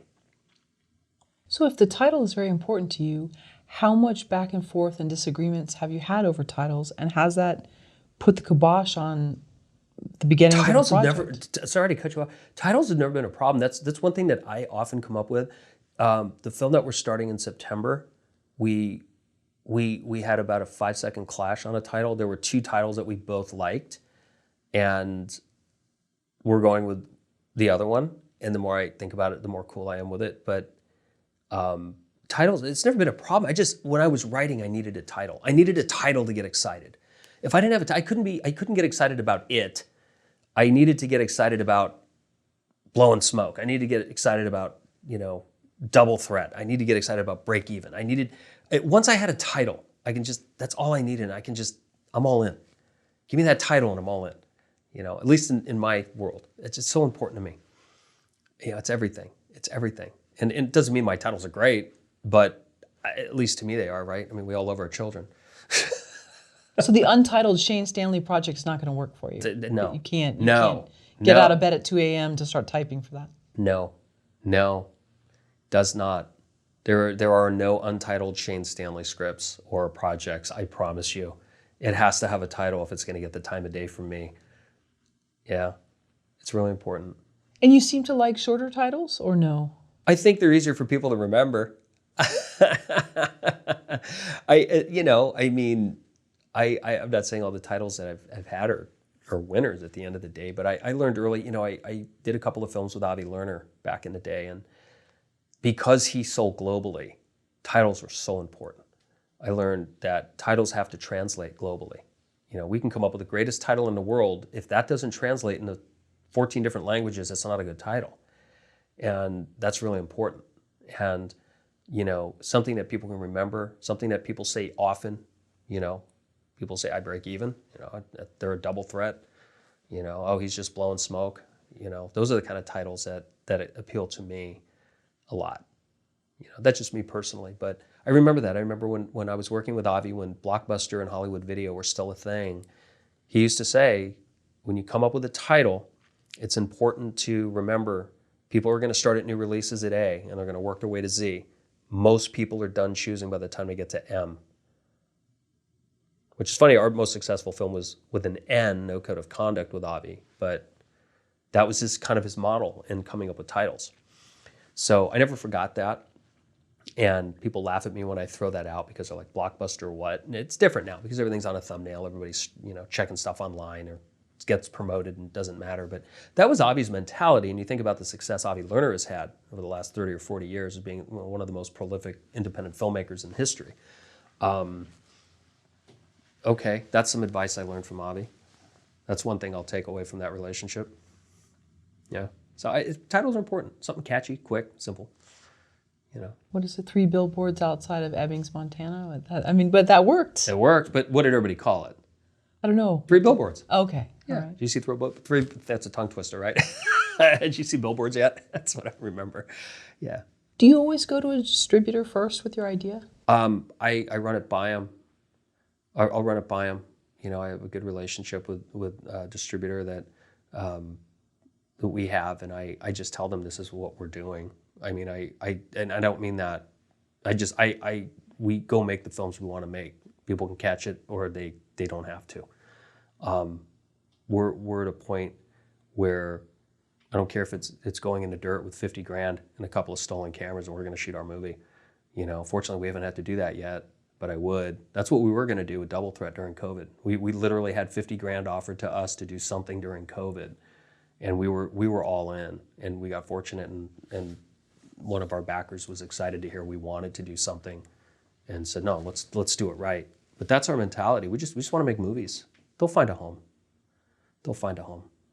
So, you know, it takes time to get to that point, and it's just being able to do the things you want with the people you love, and the people that are behind you, whether they're writing the check or putting the film out, get what you do, and they know what they know what to expect with us. They know what they're going to get. So, you know, I talked to a distributor the other day, and it was, oh, you're making a movie? When do you start? September 28th. Oh, do you want to tell us what this one is? Oh, I can, sure. You know, that was the discussion. We're making it anyway. Hope you enjoy it. Will you ever have a full screenplay written when you pitch distributors, or only the idea? I'm not going to talk to a distributor until I'm financed. So, I mean, that's just me personally. I'm not going to waste anybody's time. I'm not going to call an actor. I'm not going to call anybody until we're you know, at this point where it's like, okay, yeah, we can make a movie. Often, you know, who reads scripts anymore? I mean, you can't get agents to read them. Lord knows they don't do that. You know, are distributors really going to read a script? No, they want to see a dumb movie. They want to know what you're doing. You know, they're just going to throw it to somebody for coverage. And if you're making your movies based on coverage, I think that's a bad thing. Some of the greatest movies in history got covered so poorly. Some of the worst movies in history were some of the greatest coverage films. I mean, it's you know, who's reading and who's covering. Sometimes coverage is done out of respect. Well, somebody will say, well, we want to take this out. We'd like to take a look at it and get some coverage on it. Okay.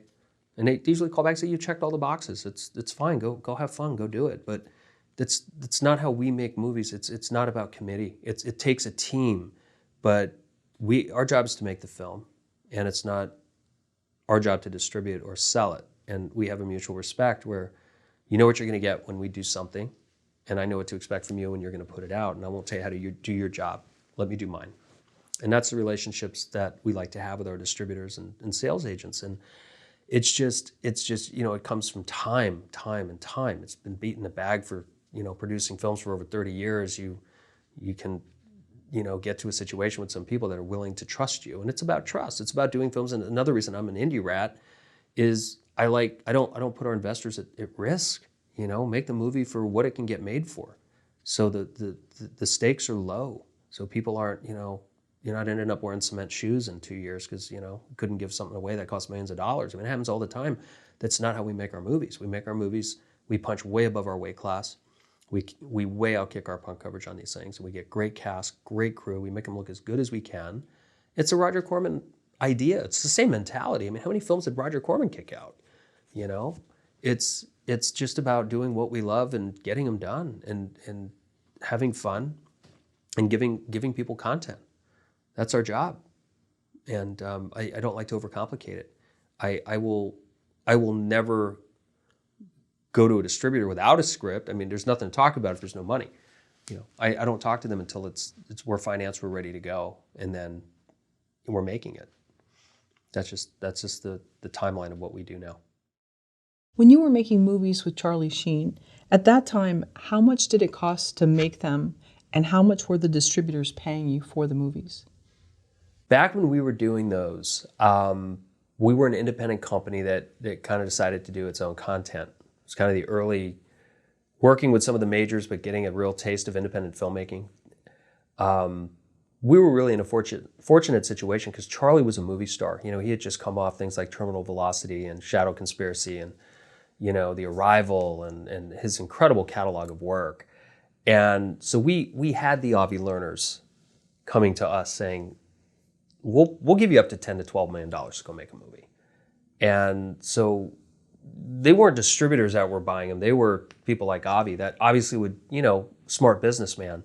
He would cast it with real players and go sell it at Cannes or AFM before we even shot a foot of film. I remember we went to Cannes for the 50th anniversary and they put us up at the Hotel du Cap and we had a press conference and it was mock artwork of the film with Charlie Sheen, Mark Dacascos, Joe Lando, Martin Sheen, and they pre-sold that thing globally, I'm sure for a lot more than they gave us to make it. The film did very well. Miramax Dimension actually ended up picking it up and they made some good TV deals on it. And we made the film for 12. We actually made it for 9 because we shot it in Arizona at the time. They at the time had a 30% rebate. So we got, I think, $3 million back in actual cash rebate. It wasn't tax incentives, it was cash rebate. And that's how movies used to be made, especially in such a huge home video market. That was the height of Blockbuster and, Hollywood Video and all those great, brick and mortar mom and pop stores were just, they were printing money because of the home video market. And DVDs coming out, Blu-ray hadn't hit yet. So they were giving us a lot of money. We were making some of these indie films for 8 to 12 million. Those were good times. Those were really good times. How much easier was it to make movies in the 90s?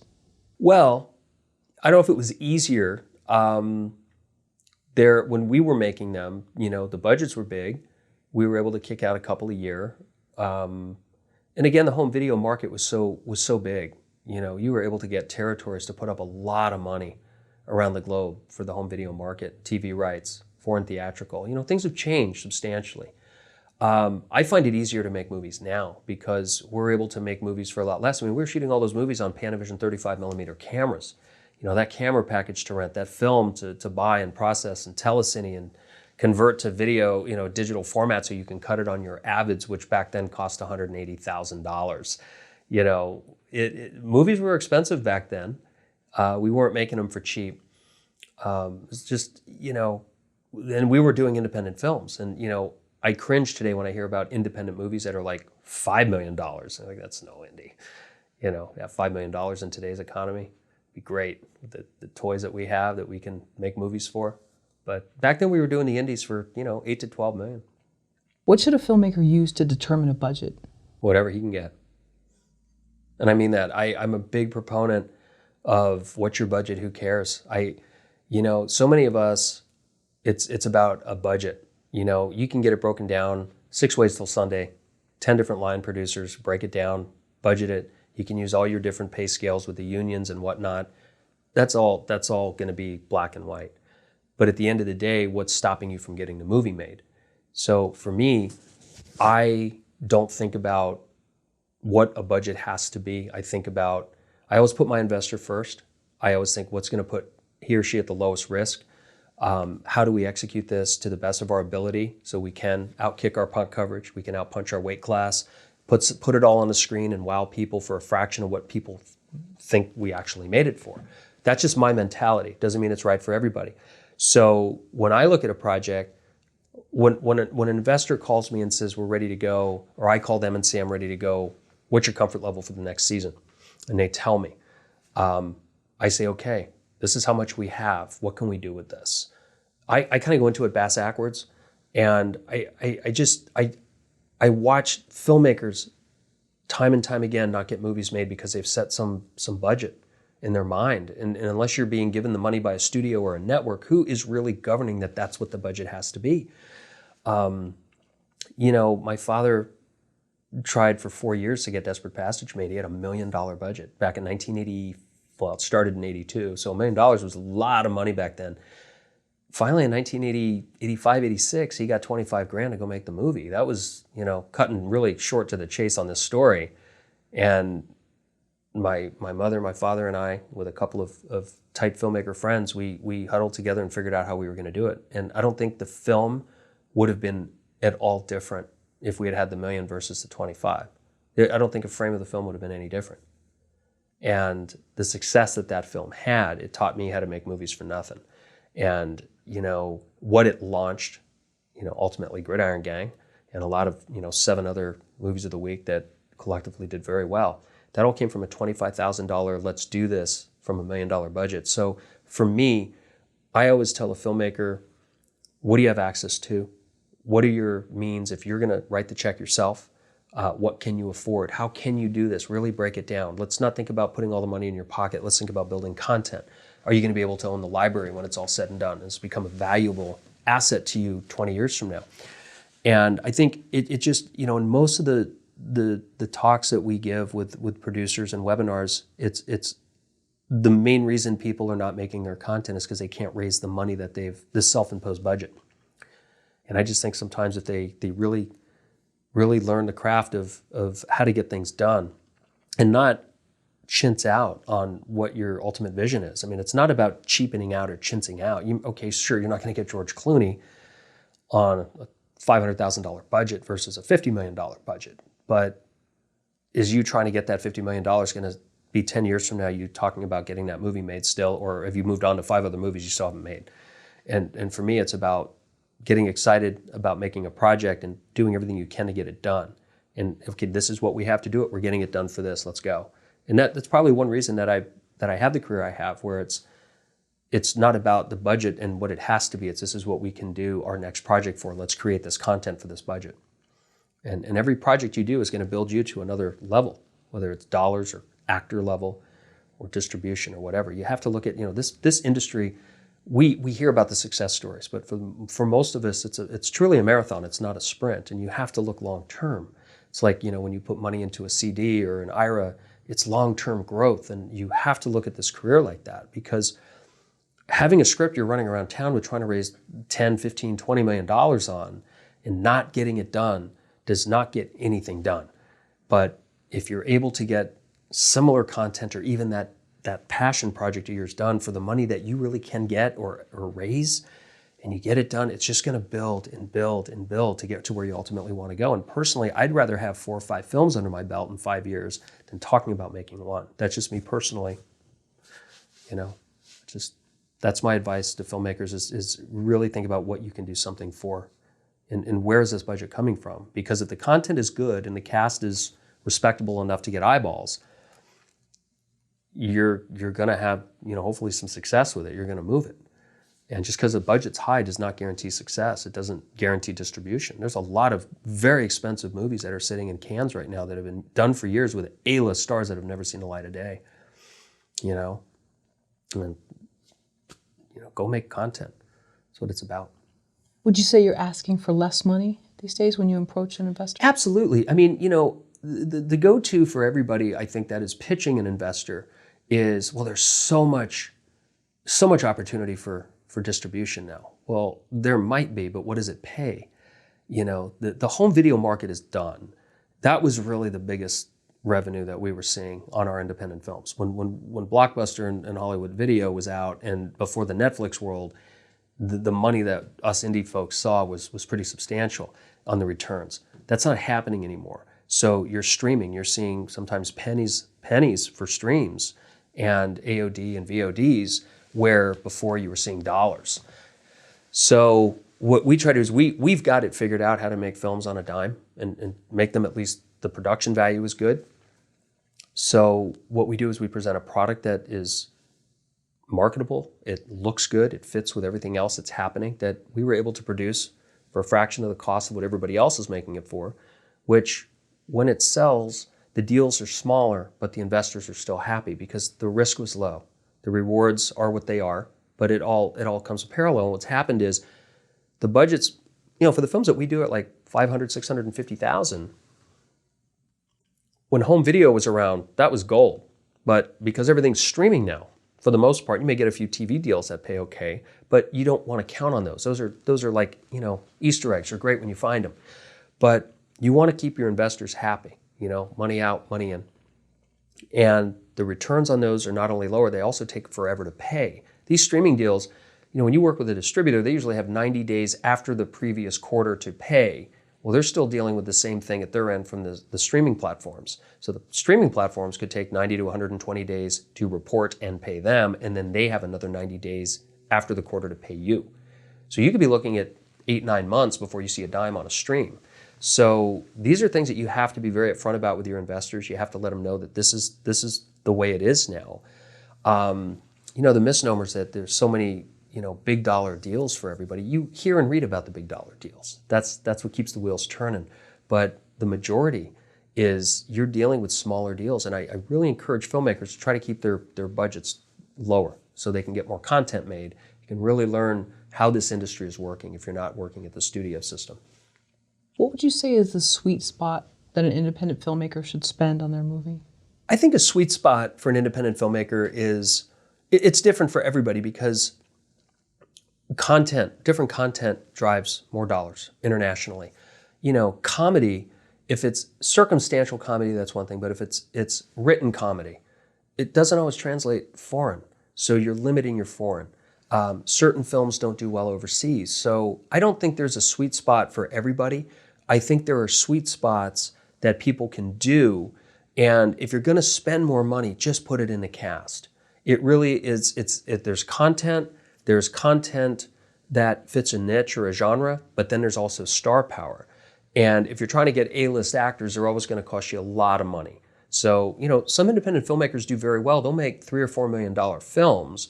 They'll put $2 million into 2 actors, and then everything else is, the rest of the film. There's nothing wrong with that. If you're doing, the walk and talk dramas, unless you're knocking it out of the park with star power, why do these films need to be made for more than $300,000? I don't know why they would need to be if you are not justifying it with the star power. Again, spend $10 million if you're getting George Clooney and Meg Ryan or whoever's hot today. It changes every other day. That's justifiable. Globally, that's going to do a lot for your revenue. But if you're working with actors that are really good at their craft, that are blue-collar actors that are going to get the job done, but they're not marquee, you really got to think about how you can keep the costs down. Because, again, the less you spend, the less you're going to make, especially when it comes to talent. But, again, you have to navigate what it is you're selling. If you're selling action, what are the star power that you need to pull? The action film, where is it going to do good globally besides here in North America? Horror, does that translate worldwide? Does, psychological thrillers do well? Every film genre has its goods and bads all over the globe, and you really need to research that before you find your sweet spot. And we find our sweet spot just by trial and error. I mean, we haven't hit home runs every time we make a movie. Base hits and doubles are wonderful, but you really need to understand the playing field before you find your sweet spot. And I think it's different for every genre, and it's different for every filmmaker too. If a filmmaker is going to raise money, and we should just probably pick some ballpark figure, so maybe 500,000. Okay. How can a filmmaker mitigate risk? I think when putting together, a $500,000 budget, the best way to mitigate risk on that is to think about genre, think about star power. As I try to tell a lot of producers, if you're only thinking about what the public perception is of your work and the stars that you are working with as your end game, you're never going to be happy. You know, be smart in your casting. You know, just because somebody is not A-list studio powerhouse player today doesn't mean they weren't 5-10 years ago. Doesn't mean somebody isn't on 3 television series that are syndicating around the globe, you know, 2 or 3 times a day in 140 different countries. Those actors are gold, and they're not expensive. So, you know, when we cast our films, it's about familiar faces. It's about people with good reputation, people that we enjoy being with 18 hours a day anyway, right? But I think for mitigating risk, it's about getting actors that people recognize, and people can say, "Oh, I remember this actor from that series or that show or that film." And you know, it's when you're working in $500,000, it's really not a lot of money. It goes fast. And, you know, to be able to put, you know, maybe 35%, 40% of that above the line, I think is smart. And then, you know, you got your crew, you know, all below the line, you know, make sure that's an efficient team that makes your product look and sound good, get good editors, do whatever you have to do to make the product look as good as it can. I mean, you can make that money go a long way if you know how to do it. But again, it comes down to content. A $500,000 drama without the right cast is not the same thing as a $300,000 action film with just 1 or 2 right people in it. I mean, they can be completely different success. So I always think, you know, it goes back to really understanding globally what your product, how products of that budget and that level and similar cast do. It's really important to look at like films. I mean, us as filmmakers, again, it goes back to thinking everything we do is so special. We're going to knock the world on its ass because this is just the best script ever and it's going to be the best movie ever. I always say, you know, always go in, under promise, over deliver. You know, and I think that's the biggest problem with, you know, a lot of the pitch decks that we look at that come through. Everybody's got names and faces on these things they're never going to acquire. And they comp it to films they're not even ever going to come close to comping with. They always pick the big grand slam films. And what I try to teach producers is that when you go in with all these promises and hype, you're going to start casting your film and you're going to have 2 strikes against you when your investor says, well, who's in it? And you didn't get the names of the faces that were in your pitch deck. And, you know, I think that a lot of people go in with such high expectations and they get reality checks. Sure, you're going to get the occasional like, wow, I can't believe we got this person or that person. But, you know, when you're pitching to investors, I always say, let's just remember, the investors are smarter than we are. We're going to them for money because they are successful at doing things. And it's very similar to real estate. If somebody came to you and said, I want you to put $500,000 into this housing project, and within 16 months, you're going to make $20 million, you probably wouldn't invest, especially if it wasn't an accredited builder or developer or somebody that you know and see the track record that, okay, their $500,000 turns into $20 million within a year and a half. And a lot of filmmakers go in with that kind of pomp and circumstance. What I like to do when I pitch investors is I use films that most people haven't heard of as comps, where I say, hey, this film was made for $500,000, it made back $3 million. This film was made for $600,000, it made back $7 million. Because I'm not going to compare it to Blair Witch, I'm not going to compare it to Napoleon Dynamite. Those are that stuff's all lightning in a bottle. And good on them. There's no ding against them. It's just, that's the reality. And investors sniff that BS a mile away. I think the most important thing when you're pitching people for money is you go in, you make the film as low as you can, because the first thing an investor always wants to know is how much money are you getting paid? You know, we talked about that in some of our earlier interviews. I think, how much do you pay yourself, or what should you be paid? And, you know, the old saying is the producer's always the first one to buy lunch and the last to get paid, right? I think investors like to see you're not lining your pockets. They want to know you have certain skin in the game. And when you go to them and you say, look, your $500,000 investment, if we place it here, here, and here with this star power, could generate $2 to $5 million over the next 3 to 5 years, all of a sudden they don't feel they're getting a snow job. And that's the reality of our business. And that's if you're doing well. So I think what's really important is it's, you know, you asked about finding the sweet spot on budget. I think you always have to put your investor first, because a lot of people just want to get one movie made and they figure they're going to move on to the next. And where we've been very successful is having a track record with investors. You know, we don't do one-off investors. We work with the same people over and over again, and that comes from trust. It comes from delivering. It comes from putting a product on the screen that they can be proud of when it's done, and having success globally. And it takes time. Nothing happens like that, you know. And that's, I think the problem is all these pitch decks that come in are just lined with BS and fluff and hype. And I think if people just take a step back and kind of do a reality check on what they're presenting, I think they'd be a lot more successful in getting funds. It's just about honesty and integrity. And you said also not just the images and in the pitch decks, but also shooting something, like a scene. That goes so much further than, I look at some of these POCs that people shoot and they look so good. I've never been impressed with the pitch deck. And it's just littered with bullshit. I just got sent a 60-page pitch deck that I'm consulting a producer on next week. He sent it to me. I shot holes in 95% of it, and they spent a lot of money getting this pitch deck made. It is useless. And it's really unfortunate because I see it all the time. And it's not that I have all the answers. I've raised a lot of money from private equity. That's what I do. I know when they know they're getting BS'd, and I know what not to do. And these pitch decks are just constantly just filled with so much information. It's paperweight that they don't need. You know, less. I'm a big proponent of less is more in the room. I talk about it in the book. The first time I ever raised private equity, I went into a very successful businessman's office. Took 3 months to get the meeting. I brought in a briefcase filled with scripts, budgets. You know, we didn't have the term pitch deck back then, but headshots and, you know, what we're going to do and all the projections and the ask and takes from the distributors and all the people that wanted to sign on. And I literally broke out this Kinko's box.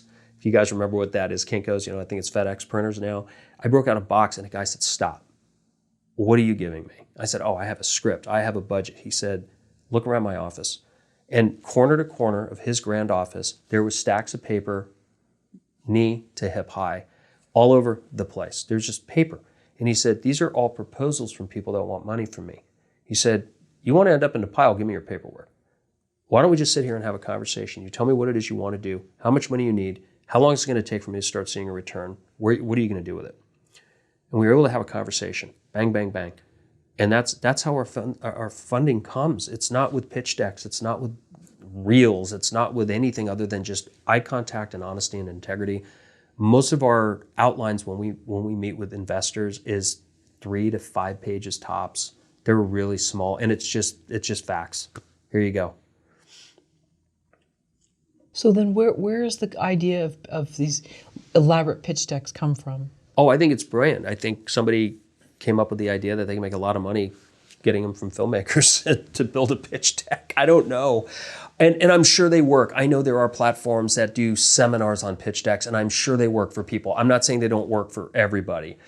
I just know that I see my share of them because a lot of people send them in and say, "Hey, will you give me your thoughts on this pitch deck?" And they are just loaded with bullshit. And I really believe less is more. It's, 2 + 2's got to equal 4 in an investor's mind. A lot of people that you go to for money have been pitched everything, and they pay business managers and accountants a lot of money to protect them. And they're all told the same thing. Don't invest in the music industry, the film industry, nightclubs, or restaurants, right? That's like the first thing when you get money, you're told what not to do. So you already go in with a strike against you when you meet with an investor. And they've seen it all, they've heard it all, and they know that they have the ability to make your dreams come true by just saying the 3-letter word yes. And I think speaking too much in the room is wrong. I think, even a fool is considered wise when they're quiet. Wait for questions to be asked, stay on point. Don't overanalyze everything. I've seen more deals get killed in a room because a potential investor will ask a question and there's a 30-minute answer. I know I'm long-winded, that's my nature, but in the room, it's a whole different ballgame. Yes, no, and if they ask for something, you tell them how it's going to be and you shut your mouth. And, people ruin their own deals time and time again with too much information. And, as I talk about in the book, don't be afraid to say, "I don't know." One of the greatest, most fruitful relationships I ever had with an investor came from saying, "I don't know." He asked me a question, I didn't know the answer, and I said, "Sir, I don't know, but I'll find out for you." And what that did is allowed me an excuse to contact them again in a day or two with the answer to the question they wanted to know. And I called them back. I got him through their secretary. He got on the phone. He said, "Yeah, what do you want?" And I said, "Look, really enjoyed our time together a couple days ago. You asked me a question. I didn't have the answer." And he said, "I did?" I said, "Yeah." I told him, "This was your question. This is the answer." He said, "I got to tell you something. After you left, my attorney and I, we enjoyed our meeting with you. we made fun of you in some respect, but at your expense, that happens. We make fun of everybody who comes in and tap dances for money. He said, but we were really moved by the fact that you said you didn't know the answer to something, because it showed us that you're willing to say you don't know. You were willing to be honest enough not to BS your way out of it, and you took the time to find out. He said, well, listen, I appreciate the information. I'm going to let you know right now, I'm just going to say yes to your proposal. Let's move forward and do it. That wound up being like a financial relationship that went on for I don't know how many films and how many years. And that was birthed out of just saying, I don't know. So, when it comes to trying to raise private equity, it's important to remember these people are smarter than you, and they've heard it all. And they can usually smell right through the BS. Cut to the chase with them. They know why you're there. But when they said they made fun of you, did they tell you what some of the things were? Eventually they did. Well, you get nervous. When you're tap dancing for your next meal. Sometimes you tremble. Sometimes you say things wrong. I think I spilled water on their coffee table. Now that I think about it, they gave me a glass of water, and I think I was reaching for something, and I spilled, and it was, I was nervous. It's like it was my first attempt at getting capital. I see. I was scared shitless. Seems forgivable, but yeah, okay. Yeah, but it was funny to them. I guess so. Let's see the indie guy squirm. Yeah. Oh my God. And what's funny is, what happens? I'll tell you something. We talk about money. I've had investors call back when they don't always say yes, and they say, why do you need so much money? People are making movies on a dime now. It doesn't seem like you're blowing stuff up. You're not hanging off the Empire State Building. Why do you need so much money? Investors are getting more and more savvy about what things really cost. They become very wise to it. There's just so much information at their fingertips now. The people that they surround themselves with, they are paid to investigate and know what things really cost. The days of going into people and asking for millions of dollars are getting further and further. I mean, there are those rare exceptions, but I think you also have to be really savvy on an investor's ability. Keep in mind what, just because somebody's rich doesn't mean they can just roll over and write you millions of dollars in checks. You don't know what their overhead is, their exposure is, what other responsibilities they have, what tax needs they have or have to avoid. So, I think it's really important to, if somebody is introducing you to somebody that is a potential investor, you need to do your research. If somebody is saying, I want to introduce you to somebody, they could be a potential investor, take the time to say, what do they do? What is their family size? What are they got houses all over the world, or they live a modest lifestyle, or are they flashy? Find out, research them. Google's a wonderful thing. Find out some of the things that have happened in their life, their successes and their failures. Make sure they haven't had family tragedies that your project may remind them of. And I'm a firm believer of whenever you go into the room to pitch somebody, whether it's an independent financier or it's a studio, always have 2 or 3 projects under your belt or under your arm, because you may say something and start down the road of a project and they can say, yeah, no, we're not interested. We don't want to make a film like that. Or we're not interested. We developed something like that. It didn't work. You wait 2 or 3 months to get a meeting with somebody and they tell you in the first 2 sentences of your pitch, this isn't going to work for them. That meeting's either over, or you can say, okay, respectfully, understood, put it away, pull out another project. So if they're accountants, let's suppose these are not quote unquote film people. Yeah, they usually are. Okay, so they're people that have made money in other industries, and their accountants or business managers will tell them, stay away from the following things, which include making a film. Why do you think they would even say yes? Well, I think there are people that haven't been told that, or if they have, they're still open to it. I would say that most of the people that I have been fortunate enough to do business with have said to me early in a relationship, don't ever ask me to fund a film. I would never do that. And you look at it and you say, well, okay, but people who are doing films are doing very well if they're done properly and the model is done and the budget's safe and the output justifies the investment. And there's also so many incentives to investors that they're not even aware of, whether it's the write-offs that they can get. And again, I always say, talk to your accountant. Every situation's different. Everybody's tax situation's different. Every state has different laws, and there's different things that need to be considered. But there have been bills put into place, like the Jobs Act, that'll bless an investor for investing in a film. There are also investors that have companies that, if you can justifiably involve that company that they own in the advertisement aspect, that they can actually get that film's investment written off as an advertisement expense, and it can do that, long-term depreciation. I've even had investors say to me, don't pay us any money back right now. We're taking a hit on this for a while for the company. You got to slow the roll on some of these returns. I mean, that does happen. Everybody's situation is different, but there's the reality of, when people make big money, and a lot of things are accessible on what people make or how successful they are. I always say cut those numbers in half. They're all, fabricated, or they're pre-tax dollars, and people have, people at that level are pretty responsible usually, especially if they've been around a long time and they come from older money, that they didn't just make it yesterday by picking magic 6 numbers. You really have to go in, and just because somebody's worth $100 million, it doesn't mean you ask for 10, or it doesn't mean you ask for 1. Why don't you start small and gain their trust, have a base hit or a double, and then they can go back and say, what else do you want to do? And so we'll have this other project we'd like to do. The budget's a little higher than last time, and if you've had success, you're not going to have an issue with it. I've learned from some people that are very close to me that have had a lot of success, that they're successful because of what they say yes and no to. Smart people in development or in real estate, they'll make a move on a piece of property, and they look at it and say, can I make 3x on this in 24 to 32 months? And if the answer is no, they don't buy the property. So as a filmmaker, you can't guarantee that. So what is your pitch going to be? What is your angle going to be? And that's how a lot of savvy investors think. And then it goes back to the BS and the fluff on a pitch deck, trying to appeal to that mindset. And 9 times out of 9, you're not going to fulfill those promises. So you have to be very careful in your presentation. Some of our investors said, look, I know you don't want to hear this. You come off a $30 million studio film. You can do something with $100,000. Show me what you can do with $100,000. That makes sense. We'll move on. We'll get bigger and bigger. Sometimes you got to come back to them and say, look, with that $100,000, you're not going to have the success you're going to hope to see, because with that money you're offering, we can't get the star that's going to move this over the hump. So can you come up to 150? Give me another $50,000 so I can get this actor or that actor, and I'll show you what I can do for the 100 plus the talent side, and then we can have a conversation. And often they'll say, oh, okay, I understand how that works now, and they'll start working with you on that. You got to be open and fluid, and those doors should never be closed. I've had everybody who's ever invested in me has told me no. Everybody. Nobody has rolled over and said, absolutely, let's do it. It's always come from people who have said no. As the first answer? Absolutely. Even the gentleman who financed my first film wasn't the first time I've come to him for money. Yeah, it took 5 years to get them to do it. So it's always been no's. Everybody I've been blessed enough to be backed by has started with seasons of no's, or just don't come to me for film. I don't want to do it.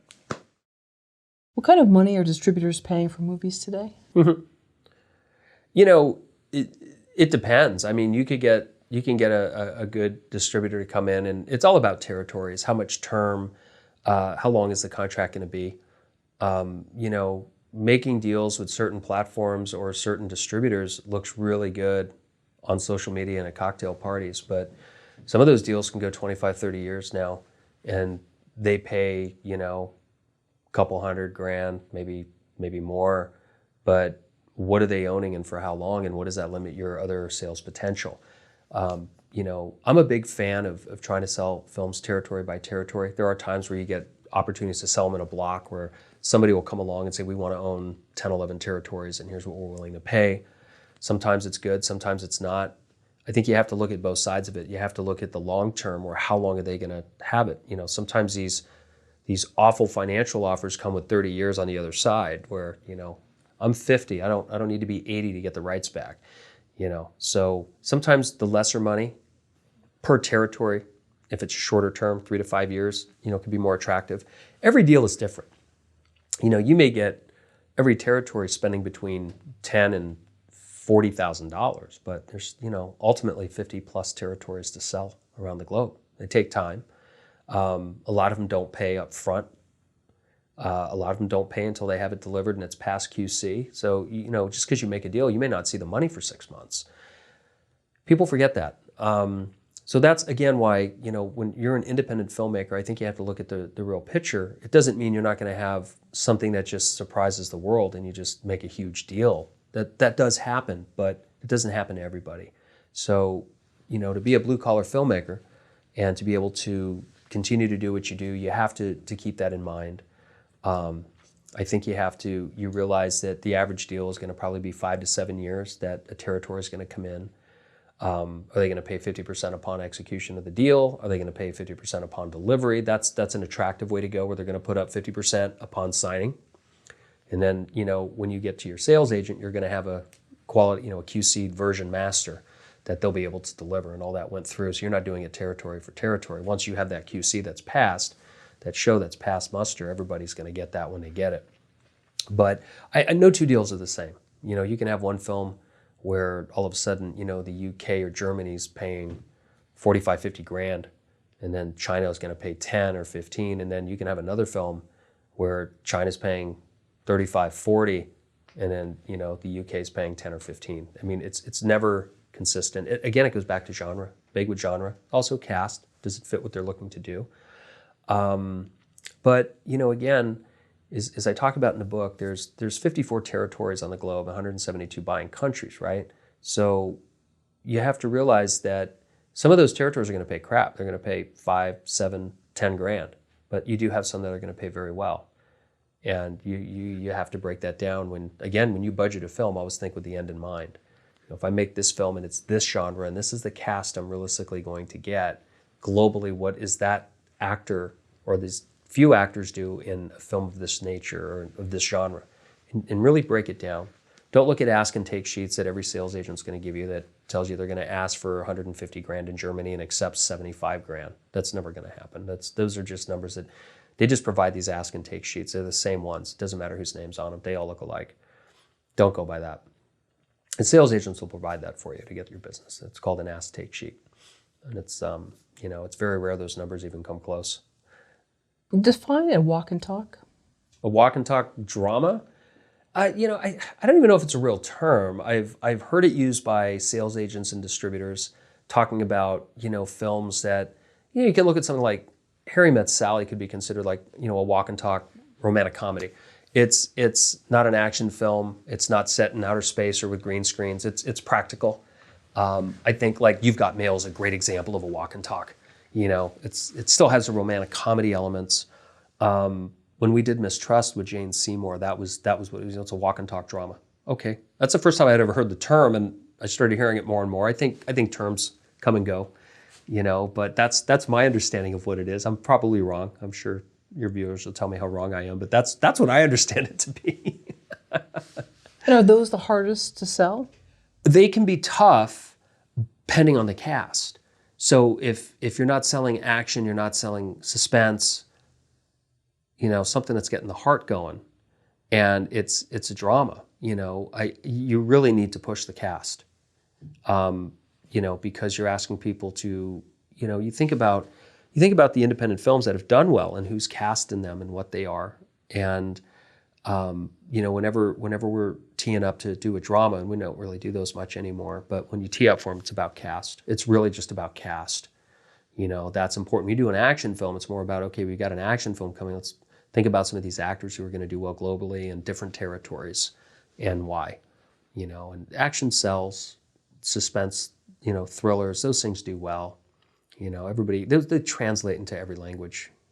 And something else to keep in mind. Yeah. Sorry, No, go ahead. They Please. translate they translate in different languages, but there's something to also think about is when you do drama, it's something I talk to people a lot about, especially now coming out of where we've been for the last year and a half. Do we really want to deal with too much drama anymore? I mean, I don't know. And the question is does the world want what we consider drama? Do they want our drama? Do they want our problems? Drama comes with a lot of emotion. It comes with a lot of feelings. It comes with a lot of baggage. It doesn't mean it's bad. It's it's what makes some of the great dramas. But I always try to remind people, think about what we're coming out of. People have been living in their their homes or their dwellings for a year and change, and they haven't been able to socialize much. They haven't gone on vacation. Take them places they want to go. Let them experience exciting things. That never gets old. People want to see beautiful things and get excited. And I think you can incorporate that in drama, but don't forget, always think about where the world is right now and what if you were totally detached from this film, completely detach yourself from it, think about the year you've just had. Do you want to sit and watch somebody else go through some drama right now? Totally for the drama genre. I love it. But I just think you have to be sensitive to the global climate when you're making certain product. But the Queen's Gambit worked. God, did that work? That was That drama. was just awesome. And would you say that was some action or no? Not really. But it had sensuality. It had some eroticism to it. It had mystique. It had edge of your seat moments because of some of the things that she went through, with her addictions and dealing with her family drama and her background. I mean, I think if I remember correctly, I saw it a long time ago now, but I think was she adopted or something? She was in an orphanage. Orphanage, yeah. I mean, there's a lot of baggage there, but they were able to educate an audience. And you know what I thought the coolest thing was, and nobody was surprised, is when they talked about the number of chess games that sold after the success of that film. And they couldn't keep chess in stock. It became the hottest thing in the world. Everybody was buying chess. And so obviously they did something besides being just such a brilliant execution of such a great show, is it got people excited about a new hobby. And that's a cool thing too, And we could root for the underdog, even though she was kind of 3 steps ahead of most of the people there. Oh, she was, but she was the underdog. But in watching the chess games and the looks on the little tells and the micro expressions and things, and wondering, was this going to be the one that was going to take her down? Yeah. Yeah, that's right. And all of the, you say pomp and circumstance that was around certain of the notorious players, and then here's this, she's going to come in, so it was great. I liked the janitor that taught her how to play. Benny, was it? He needs a spinoff. He sure does, yeah. Yeah, he really did. Yeah, I wasn't sure where we were going with him at first. I wasn't either. I was like, it's a little creepy. And then I realized, okay. He's a good guy. I know exactly what you mean, but yeah. It had that intrigue. But no, I think there's nothing wrong with drama, but I think during the drama you have to have those moments to breathe and experience new things. As a filmmaker, we've talked about it before, a filmmaker's job is to bring an audience to some place they've never been, never knew existed, is always afraid to have gone to, or always wanted to go. And I think in drama you can still do that, even with some of the experiences or adventure that maybe a romance, let's say it's a romantic, it's not a comedy, but it's a romantic drama. There's drama and, maybe somebody's a widow or somebody is cheating on a spouse and they're going through this journey of a new relationship. And that's one thing Zalman King did very well. If you watch like 9.5 Weeks, what made that in its time was what that relationship did between the incredible sex scenes, the thrill and the exuberation of that relationship and where it took its viewers in its time. And I think that's important to do. And there was romance in the Queen's Gambit. There was. That's right. There was, But there was also excitement and the way, and then I'll just close it there, but just the lot of the shots were, I'm not sure what the exact terminology is, but they're like these upshots of them following her upstairs and getting like this wide view of her sort of walking into a room. And But also, and you're right, and what was really cool about it is they took us places we've never been. And her journey once she became a professional chess player, the places around the world she went, and some of these incredible rooms and these halls and these hotels. And we got to experience that, especially during COVID when we were all stuck at home, is when most of us saw that, And even Schitt's Creek, you talk about a show that exploded during the pandemic. I mean, everybody was talking about that show early on in the pandemic. And here was just this great concept of this very wealthy family that had everything stripped from them, that had to go to this small town. But what fun, and that's circumstantial comedy. That I think translates a lot better than slapstick comedy, because people can get that from all walks of life, every language, that'll translate. So I think you just have to be smart in picking your content. And you have to, again, we talk about how us artists are so myopic and selfish. You just have to take a step back and say, okay, if you were detached from this, realistically, how do you think this would be accepted? Take your passion, take your investment of your time or your talent away from this for just 5 minutes, and really think about how this would do on a global scale and why. How much money can filmmakers expect to make from streaming services today? Don't expect anything. I think every deal is different. Every situation is different. There are some really cool streaming services or platforms that are popping up all the time that, Tubi's a new one. Obviously, you've got your Netflix, your Amazon, your Hulu. I think Netflix, if you make a deal with them, they acquire the project. I think I think people will be surprised for what they actually acquire independent films for, and people need to realize they pay that over, I think, 2 years. It's not just one big check, and that's fine. That's what they do. There are some AOD platforms that are doing surprisingly well. I never say what anybody should expect. I work with sales agents and distributors all the time that are working with films that have been dead, cataloged, collect dust in a closet, haven't seen the light of day in 15, 20 years. They're throwing them on some of these AOD platforms and they're bringing in 5 to 20 grand a month just on like dead titles. And then you have stuff that costs a lot more that are recent and slick and they're not making a dime. I don't think there's really a guarantee for anything. I think that there are some really good streaming platforms out there. There's some, obviously the more the merrier. If you can get different territories, different platforms, they have some platforms now that'll get your work out on, you can make deals with some distributors who'll get your work out on 32 different platforms. Every major cable outlet, including Xbox and PlayStation. I mean, those are some really attractive things, but how well do they pay?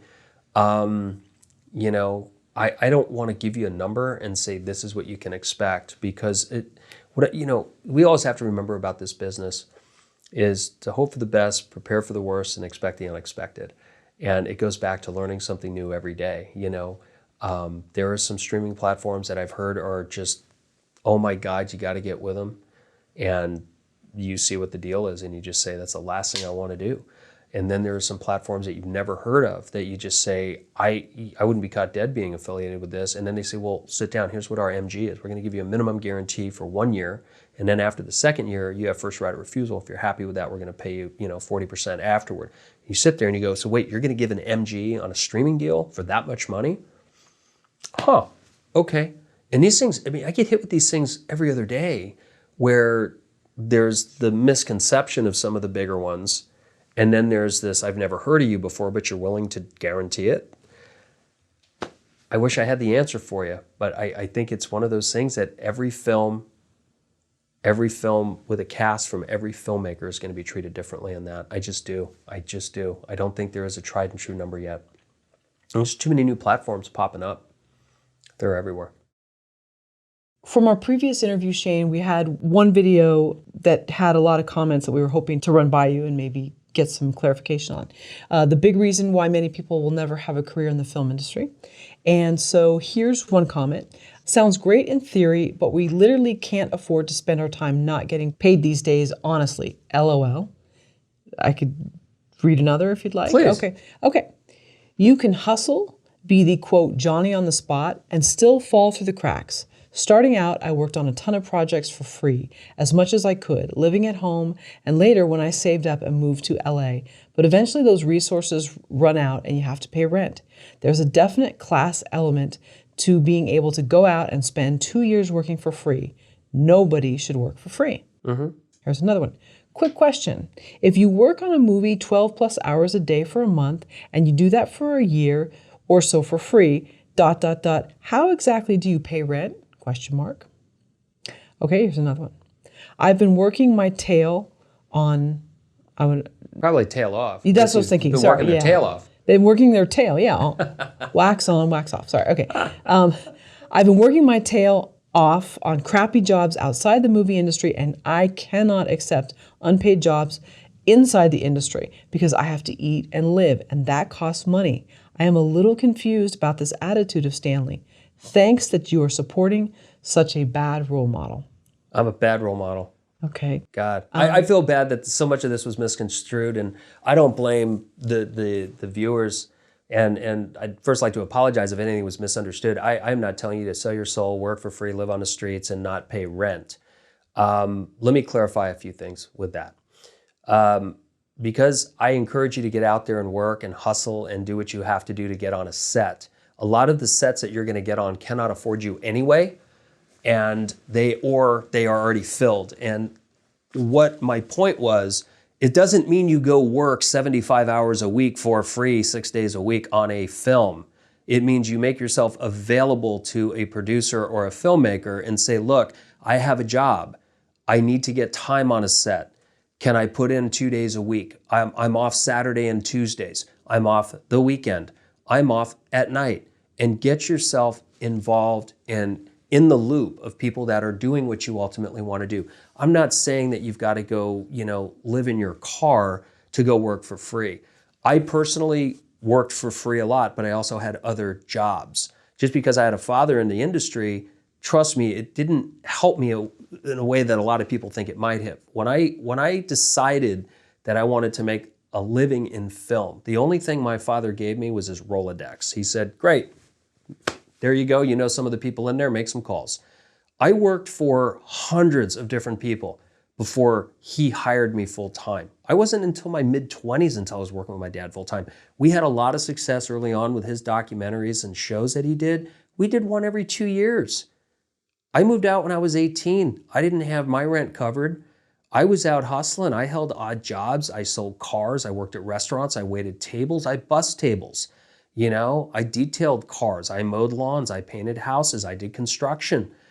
I still found a way to get on a set every week and put in my time to make new contacts. So what I'm trying to encourage you guys to understand is it's not going to come to you.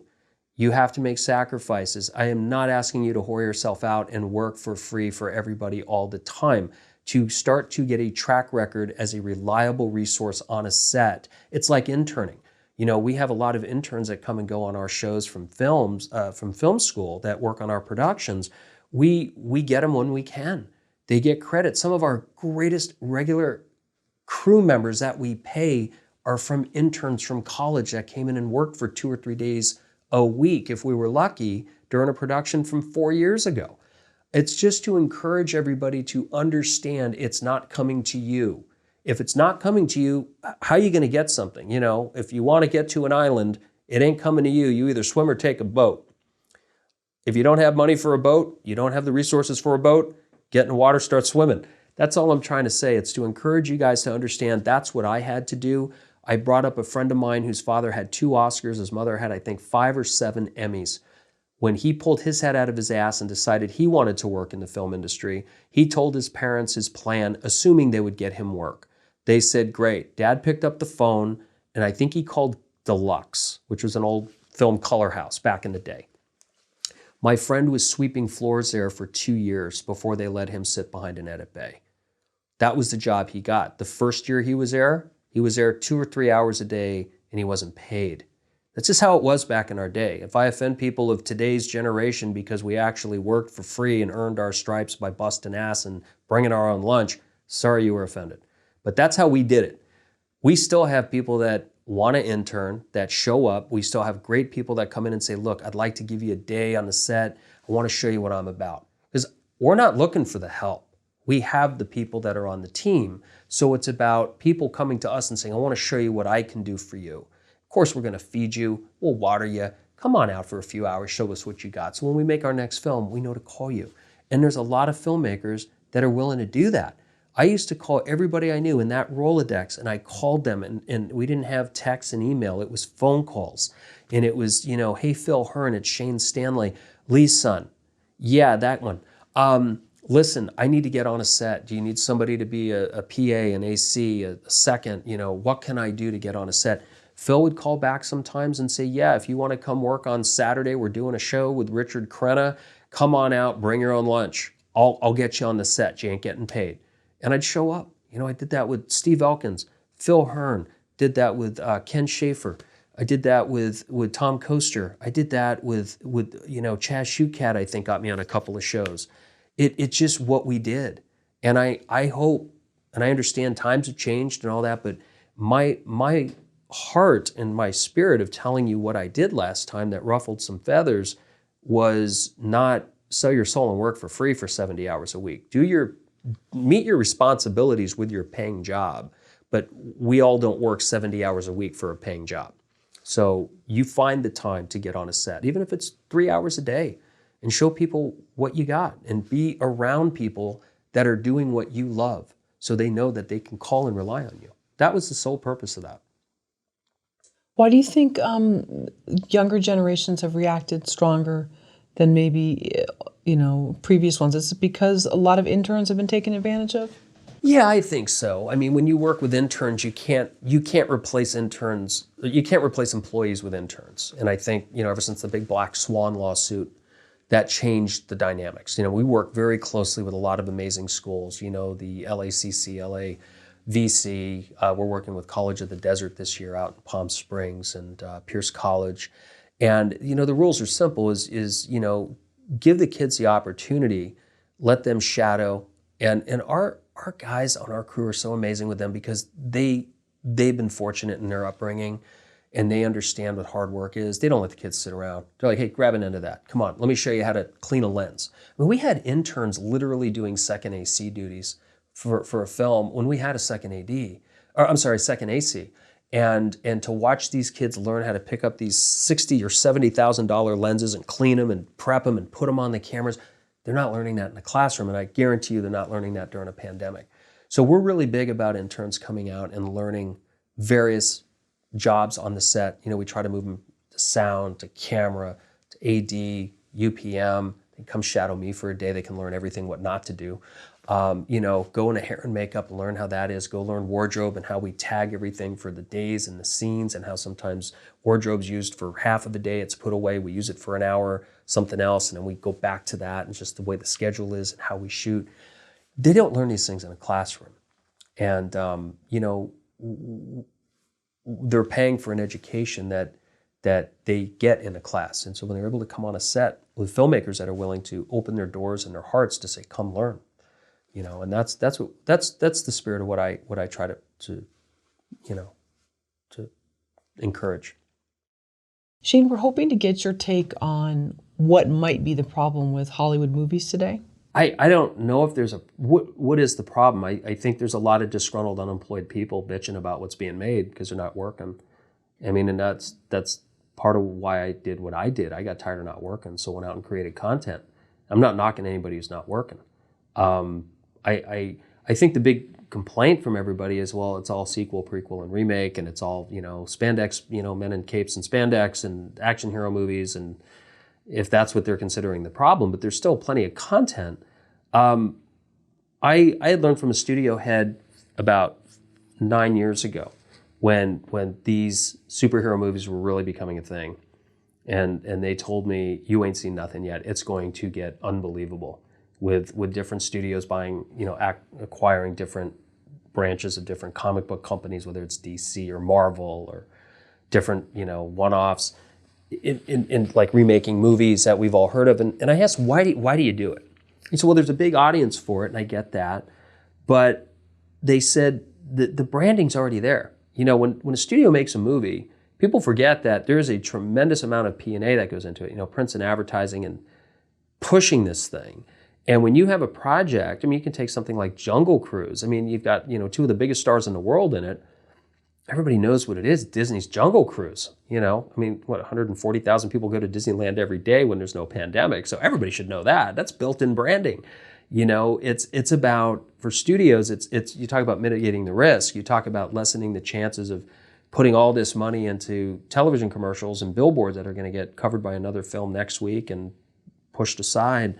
And people already have a knowledge of, what it is because we've seen it as, Fantasy Island, Adam's new TV show that's been remade and is now on Fox. We all know what Fantasy Island is. That's built-in branding. They did it with Dynasty. They did it with Dallas. They reboot everything now. I don't think it's as much about there aren't any new ideas. I think it goes back to fear. I honestly think it goes back to fear with decision makers wanting to make shows that were proven successful at one time or had built-in branding that people are going to want to watch for curiosity factor. They're going to want to watch because they loved it at one time. I'll tell you a show that would blow it out right now that would do really well if they would just remake Heart to Heart. Can you imagine that show today? That's a modern day Mr. and Mrs. Smith. Yeah. That show would be a great remake. Mm-hmm. It's just one of those things. So I think the remakes have become a bit much for me. Art's nothing but opinion. There is a hungry audience out there for content.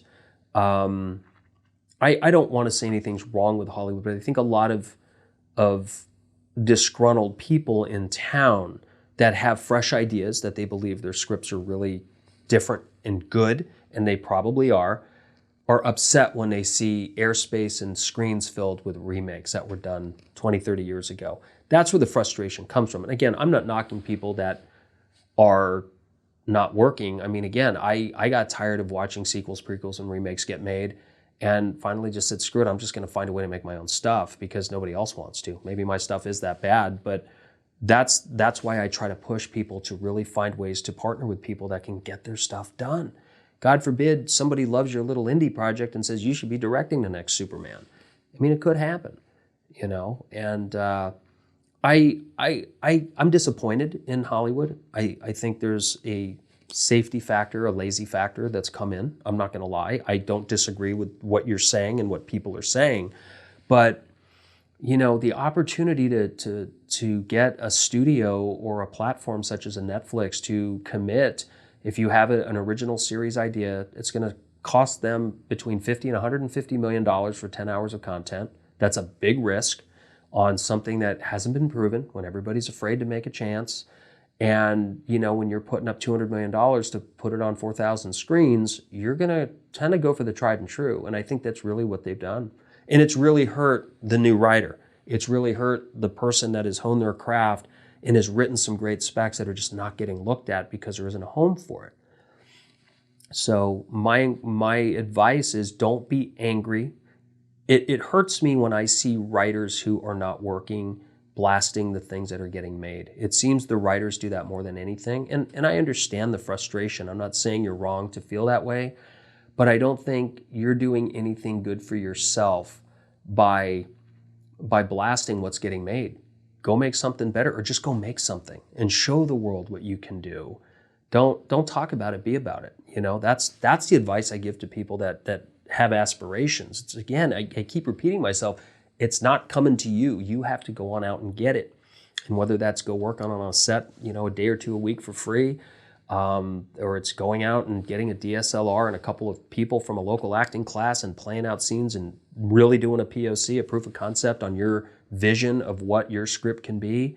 That's how it's going to get done for you. You know, that's my advice, and that's my feeling on it. I think Hollywood has gotten quite lazy. I think they've gotten complacent. I think they are content with the numbers that they get with their remakes of the same old, same old. I'm not endorsing it at all. That's why I go out in the dirt and do what I do. I don't personally like that stuff at all. I understand the anger and the frustration, but being angry about it and trying to get attention online or trying to pull down other people that are doing stuff that you're not doing doesn't help anybody. Just go show them what you can do. Sure.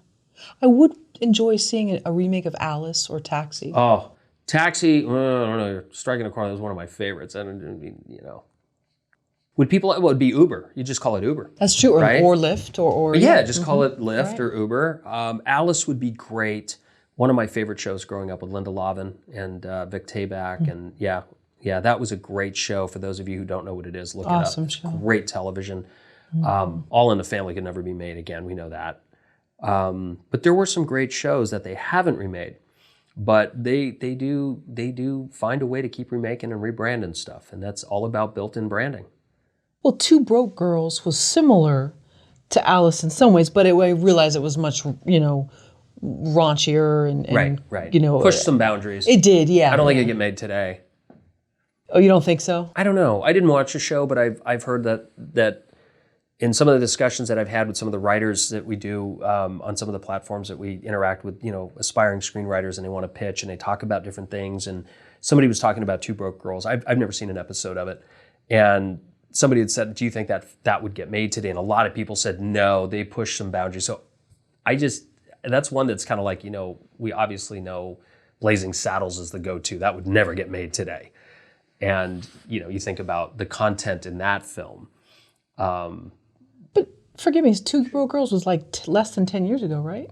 I think it was. Yeah, about 10 years ago. So we've changed that much where we can't, in that short of time, it would be too much to push. I haven't seen it. I just found it interesting that, it's funny, whether it's an industry conversation or it's just people, the joke is always like, well, Blazing Saddles would never get made today. That's like the go-to for film. And it was just kind of weird that everybody was kind of on this Two Broke Girls bandwagon. I could be wrong. I've been wrong, 100 times today. But I just found that odd that people thought so. I thought it was a very successful sitcom that looked endearing and fun, and I'm a fan of Whitney. I just never got into the show, but it just seemed to strike a chord with a few people on these different webinars we were doing, and they all seemed kind of like, yeah, do you think that would get made today? Did they push them? Maybe it was racial or sexual boundaries since Me Too, since some of the other things we've been through as a society. Did they push those envelopes? You would know. You've seen it. I haven't seen that many episodes, but I know from the few that I did, yes, there was definitely content on there that I think that's probably what they not meant, for which probably younger made the show, audiences. which probably made the show good. We went through a time. I'm probably going to really ruffle some feathers with this one, so let's do it. We went through a time as a society, we got so desensitized. When Natural Born Killers came out, the big fear was, oh my God, have we gotten to that point in society where things are said and done and we don't even blink at it anymore? We don't care. We're okay with that. And then now we've gotten to a point where we really are trying not to offend certain people or push boundaries anymore. And I think it's really interesting how when did Natural Born Killers come out? 25 years ago? Yeah. How that really turned it into how desensitized we've become to now how sensitive we are. Think about that. I mean, that's been a radical shift, especially in the last 4 years.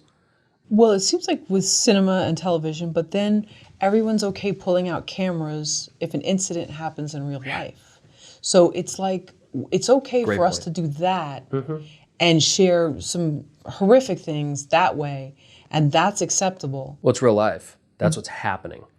Okay, so then we don't want to see it in the cinema, even though Apparently this is not. what's being Apparently reflected. not. Okay. But I always thought art imitated life. So, Okay.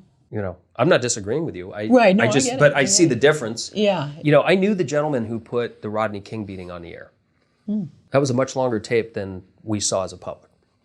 I think he acquired the tape for $300 from the gentleman who, got the camcorder and was filming outside his balcony. Right. And it was very disturbing. There was nothing good about it. I'm not making light of what we didn't see, but there was a lot that wasn't shared with the public. And that changed everything. Sure. It really, when that Rodney King incident hit the airwaves, as a society, we woke up to a whole different animal in our the underbelly of what was going on. And obviously what we went through, with George Floyd in the last year, and that being caught on camera, and it's you're right. I mean, the things that are shown that people are catching on live camera are just, we don't even think twice about it. It's shocking sometimes. Sure. I don't know if, again, we become desensitized to a lot of things we see, but do we want it in the art that we go pay to see? And is us as storytellers, I think there are some filmmakers, and I mean this with the purest of heart, please understand where this is coming from. I think there are some storytellers that have a right and should be given the pass to show and exploit certain things in their art. Because I think there is so much that we see on a camera that's caught in 30 seconds, where so often when the right artist tells that story, they get into the buildup. They get into the aftermath. We are so used to seeing news like that. We'll look at, somebody have a fit in a Walmart because they're not wearing a mask. We'll see somebody get choked out by a police officer, and it just comes at us at the speed of light. And when somebody can take an hour and a half, 2 hours, and really break down the psyche and the buildup and what happened and then the aftermath. We don't have, when we see something shocking on the news, which is usually what, news is now 50% somebody's camera, it feels like, there's never a follow-up. It's very rare. They may say, Sure. oh, there was sadly somebody killed in a street race. They found the guy. But we don't get the aftermath. That's a good point. And that's what I don't like about the news is, obviously we did with George Floyd and some of the other situations that are similar that we've been dealing with as a society, because it's warranted that and it's attracted that much attention, and rightfully so. But we watch stuff all the time on social media that we just whip through it, and we watch something crazy, it goes on for 20 seconds, we whip through it, see something else. We never know the outcome of that. We don't know what caused it. And I think there are some artists that are sensitive enough, they have a sensitivity and the ability to really tell a story from beginning to end in aftermath, beginning, middle, end, and damine of what happened. And I think too many of us storytellers just feel, well, we're storytellers, we can do it. And I think there's a very, very select few who have the right to do it.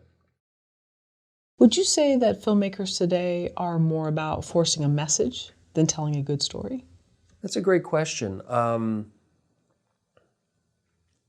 I think there's quite a few that do that.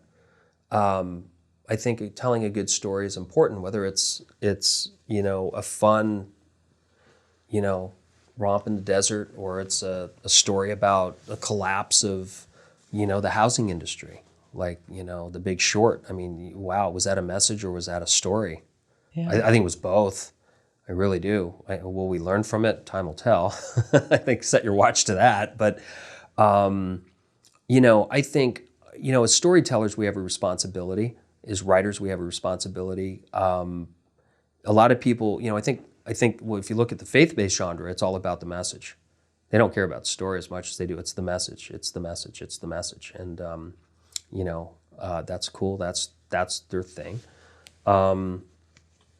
Sometimes the story's good. I'm not saying they're not always, but its message is the integrity and the point behind those. I don't know what different artists' intent is. I think some people go in with the intent to tell a good story and it becomes message heavy. And I think the other way around too. Sometimes people go in wanting to give a message and it ends up being a good story, or it doesn't. I think everybody as a storyteller has an intention, whether they're willing to show their hand or really, I think the good storytellers are able to do both without people realizing what's happening. I mean, I think when you can seduce an audience and kind of woo them along and really get them in your story, regardless of what story you're telling, whether it's Chariots of Fire. I mean, you talk about that, but that was a faith-based movie. People don't realize that Eric Liddell not competing on the Lord's Day and the background of his religious background. There was a lot of religious undertones in that, but it was a hell of a story and it was such a brilliant film. And, was it message-driven or was it story-driven? I think it probably was a good hand of both, in my opinion anyway. Look at On Golden Pond, Henry Fonda and Jane Fonda. I mean, there was a story there, but there was such a message about family and communication and how we drift apart with age and circumstances. But, I think there's a way to do both. But your question was, do I think people become more focused on one or the other? I think as we go through what we have in our times, I think a lot of people run to a message as storytellers. I think that's a big thing. I see a lot of short films and thesis films that are message driven, and they're not thinking about the story as much. But that's coming from a lot of film school students and newbies that they want to jump on a cause, and sometimes I'm not saying there's anything wrong with that. I think I think sometimes when you're dealing with sensitive issues or you're dealing with subject matters that we're still really feeling, the aftermath or the aftershock from, that's a good way to get some attention as a storyteller, to let people see what it is that you're trying to do as an artist. And sometimes you have to pick the scab a little bit. You mentioned that Taxi was one of your favorite shows growing up. Was there a message with the TV show? Poof. Was Louis De Palma, did he have something that he was trying to tell us and we didn't see it? I think he was just I always thought Danny DeVito was the youngest of probably 5 children. And he probably, like Arthur Spooner in The King of Queens, never really was heard growing up. And he was a bully. And, the funny thing was he was, 5 foot nothing, 100 and nothing, and, ran the roost. It was his show, it was it was his garage.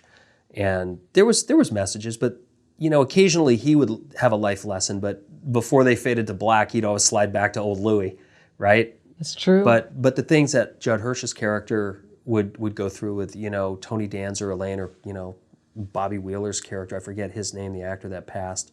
And my favorite was Jim Ignatowski, Christopher Lloyd's character. I mean, that was my favorite character. I watched the show for him as a kid. I thought he was hilarious. And Latka. Latka was great. It's great too. Yeah. And Latka's wife, yeah. Yeah. I mean, was there a message, I think you talk about people coming from all different backgrounds and all different, walks of life and being able to work together and encourage. Alex was always kind of that wise owl of the group. They went to him for advice, or sometimes he got himself in a pickle and, Elaine would help him out, So I think it's neat when shows that we endear touch on us without hitting us over the head. And I think Taxi was a brilliant example of giving us little life lessons without ever feeling like we were being preached at. And I like shows like that. Don't hit me over the head. Let me enjoy the people, the circumstances, and go along for the ride. And you happen to give me a little life lesson here. All right, it was extra worth the time. Whereas with Fantasy Island, there was always a message. Usually, there wasn't there? Once when Mr. Rourke was speaking to Tattoo at the end, there was some kind of a message that show was on past my bedtime. I never got through the third act. Oh, okay. I don't know if they'll have the same message in the remake, but it looks like they've really rebranded it. I like the fact that they have a woman now as the Mr. Rourke character, I think. Oh, okay. It appears that way. I haven't seen it yet, but looking at some of the previews of it, I think they have a woman now leading the charge, which I think is great. But yeah, there were messages. I know there was about people finding love, or I think, wasn't it, again, forgive me, I think it was also a lot of people fantasies, chasing something that they're never going to get and being able to accept and love and appreciate what they truly had, as they think what kind of was the underlying tone of the show, wasn't Sure. it? Mm-hmm. Yeah. So. As an audience member or fan, do you feel that movies today are lecturing you more than they previously did? Not the stuff that I watch. I don't allow myself to get into that. I'm very, time is precious. Our time on this earth is limited. If something doesn't get me early, I have an off button like the rest of the world. I just don't go down roads that I just feel if something's going in a direction that I don't personally agree with, or it just doesn't hold me, I don't wait it out. I'd rather go on and do something else. So I can't answer that. I just, I like shows that allow me to do the things that I want to do when I tell a story. Let people go where they haven't gone. Take them someplace they didn't know existed. Or let them just forget about their circumstances and enjoy something for 90 minutes or however long it is that they're watching. But, I always love it when there's something, there's always that saying when we work on something, we always try to leave the audience with something, more than an empty box of popcorn at the end of a show. I think it's a filmmaker's responsibility. I mean, no matter how ragtag or crazy a show is, I think show always needs heart. You got to have characters you care about and can relate to. So I think it's important that, as storytellers, we allow our audiences to relate to characters, or at least want to learn more about a character. And if we have some self-discovery during the ride, super, that's great. I don't look for films like that or projects like that when I watch something. But, I like nice surprises. As I said earlier, I think sometimes when you walk away from something, wow, I gave me a different point of view, or I never thought of that, or really interesting to see a different side from, of society that maybe I don't come in contact with all the time, and to see their upbringing, their point of view. Or, one of the shows that I'm absolutely in love with is, I'm blanking on the name right now. It's Snowfall. John Singleton created that show, and basically about the beginning of crack cocaine in the inner cities and how that started. I think that is just such a brilliant show. And I, having come up working with incarcerated youth during that time, we were really big in working with a lot of the juvenile inmates and in the prison system during those 80s and 90s. And I was very involved with a lot of the kids' lives that were going through, slinging dope and making crack and selling it and living in gangs and protecting their turf. And, here I am 25, 30 years later as a 50-year-old guy watching this show. It's like one of my favorite shows on TV. And that's something that I saw close up. It wasn't, living the life, but I was close to it and integrated with people that were. I just think, you talk about a show that, I think you learn so much about the mindset of, there's a lot of people that it's easy to look down on people that live a certain way and do a certain thing to make money, but you also have to look at the circumstances and what their surroundings are, and either you're selling or you're living on the streets broke, or you're selling or you're going to die, because there's a lot of people that got pulled into it that you had to choose an allegiance. So a lot of the people that got involved in that, they didn't really have a choice. And a lot of people, it's good to remind people where things come from. I mean, I think there's some interesting roads they go down with the CIA funding some of that to kind of do their own thing. And that's all, if you're into that, that's cool. I mean, I don't take one side or another on that, but I love the show because I care about the characters. We meet Franklin, and he's this young kid who lives in the hood who gets brought into this underworld, and he becomes a kingpin of moving narcotics into not only the inner city, but our world. And, stories like that fascinate me. And I think a lot of people get that from shows like Narcos and other shows. I haven't seen that one, but, sometimes there's message, there's interesting things that come from those about relationships and loyalty. And, sometimes I can get inspired by a show like that has nothing to do with what I'm dealing with on a day-to-day basis, but it reminds me of the importance of loyalty when I think of our film crew, or I think about the people that we work with, or our friends, or our family. So it's nice when those little things happen when you watch a show that you don't expect it from.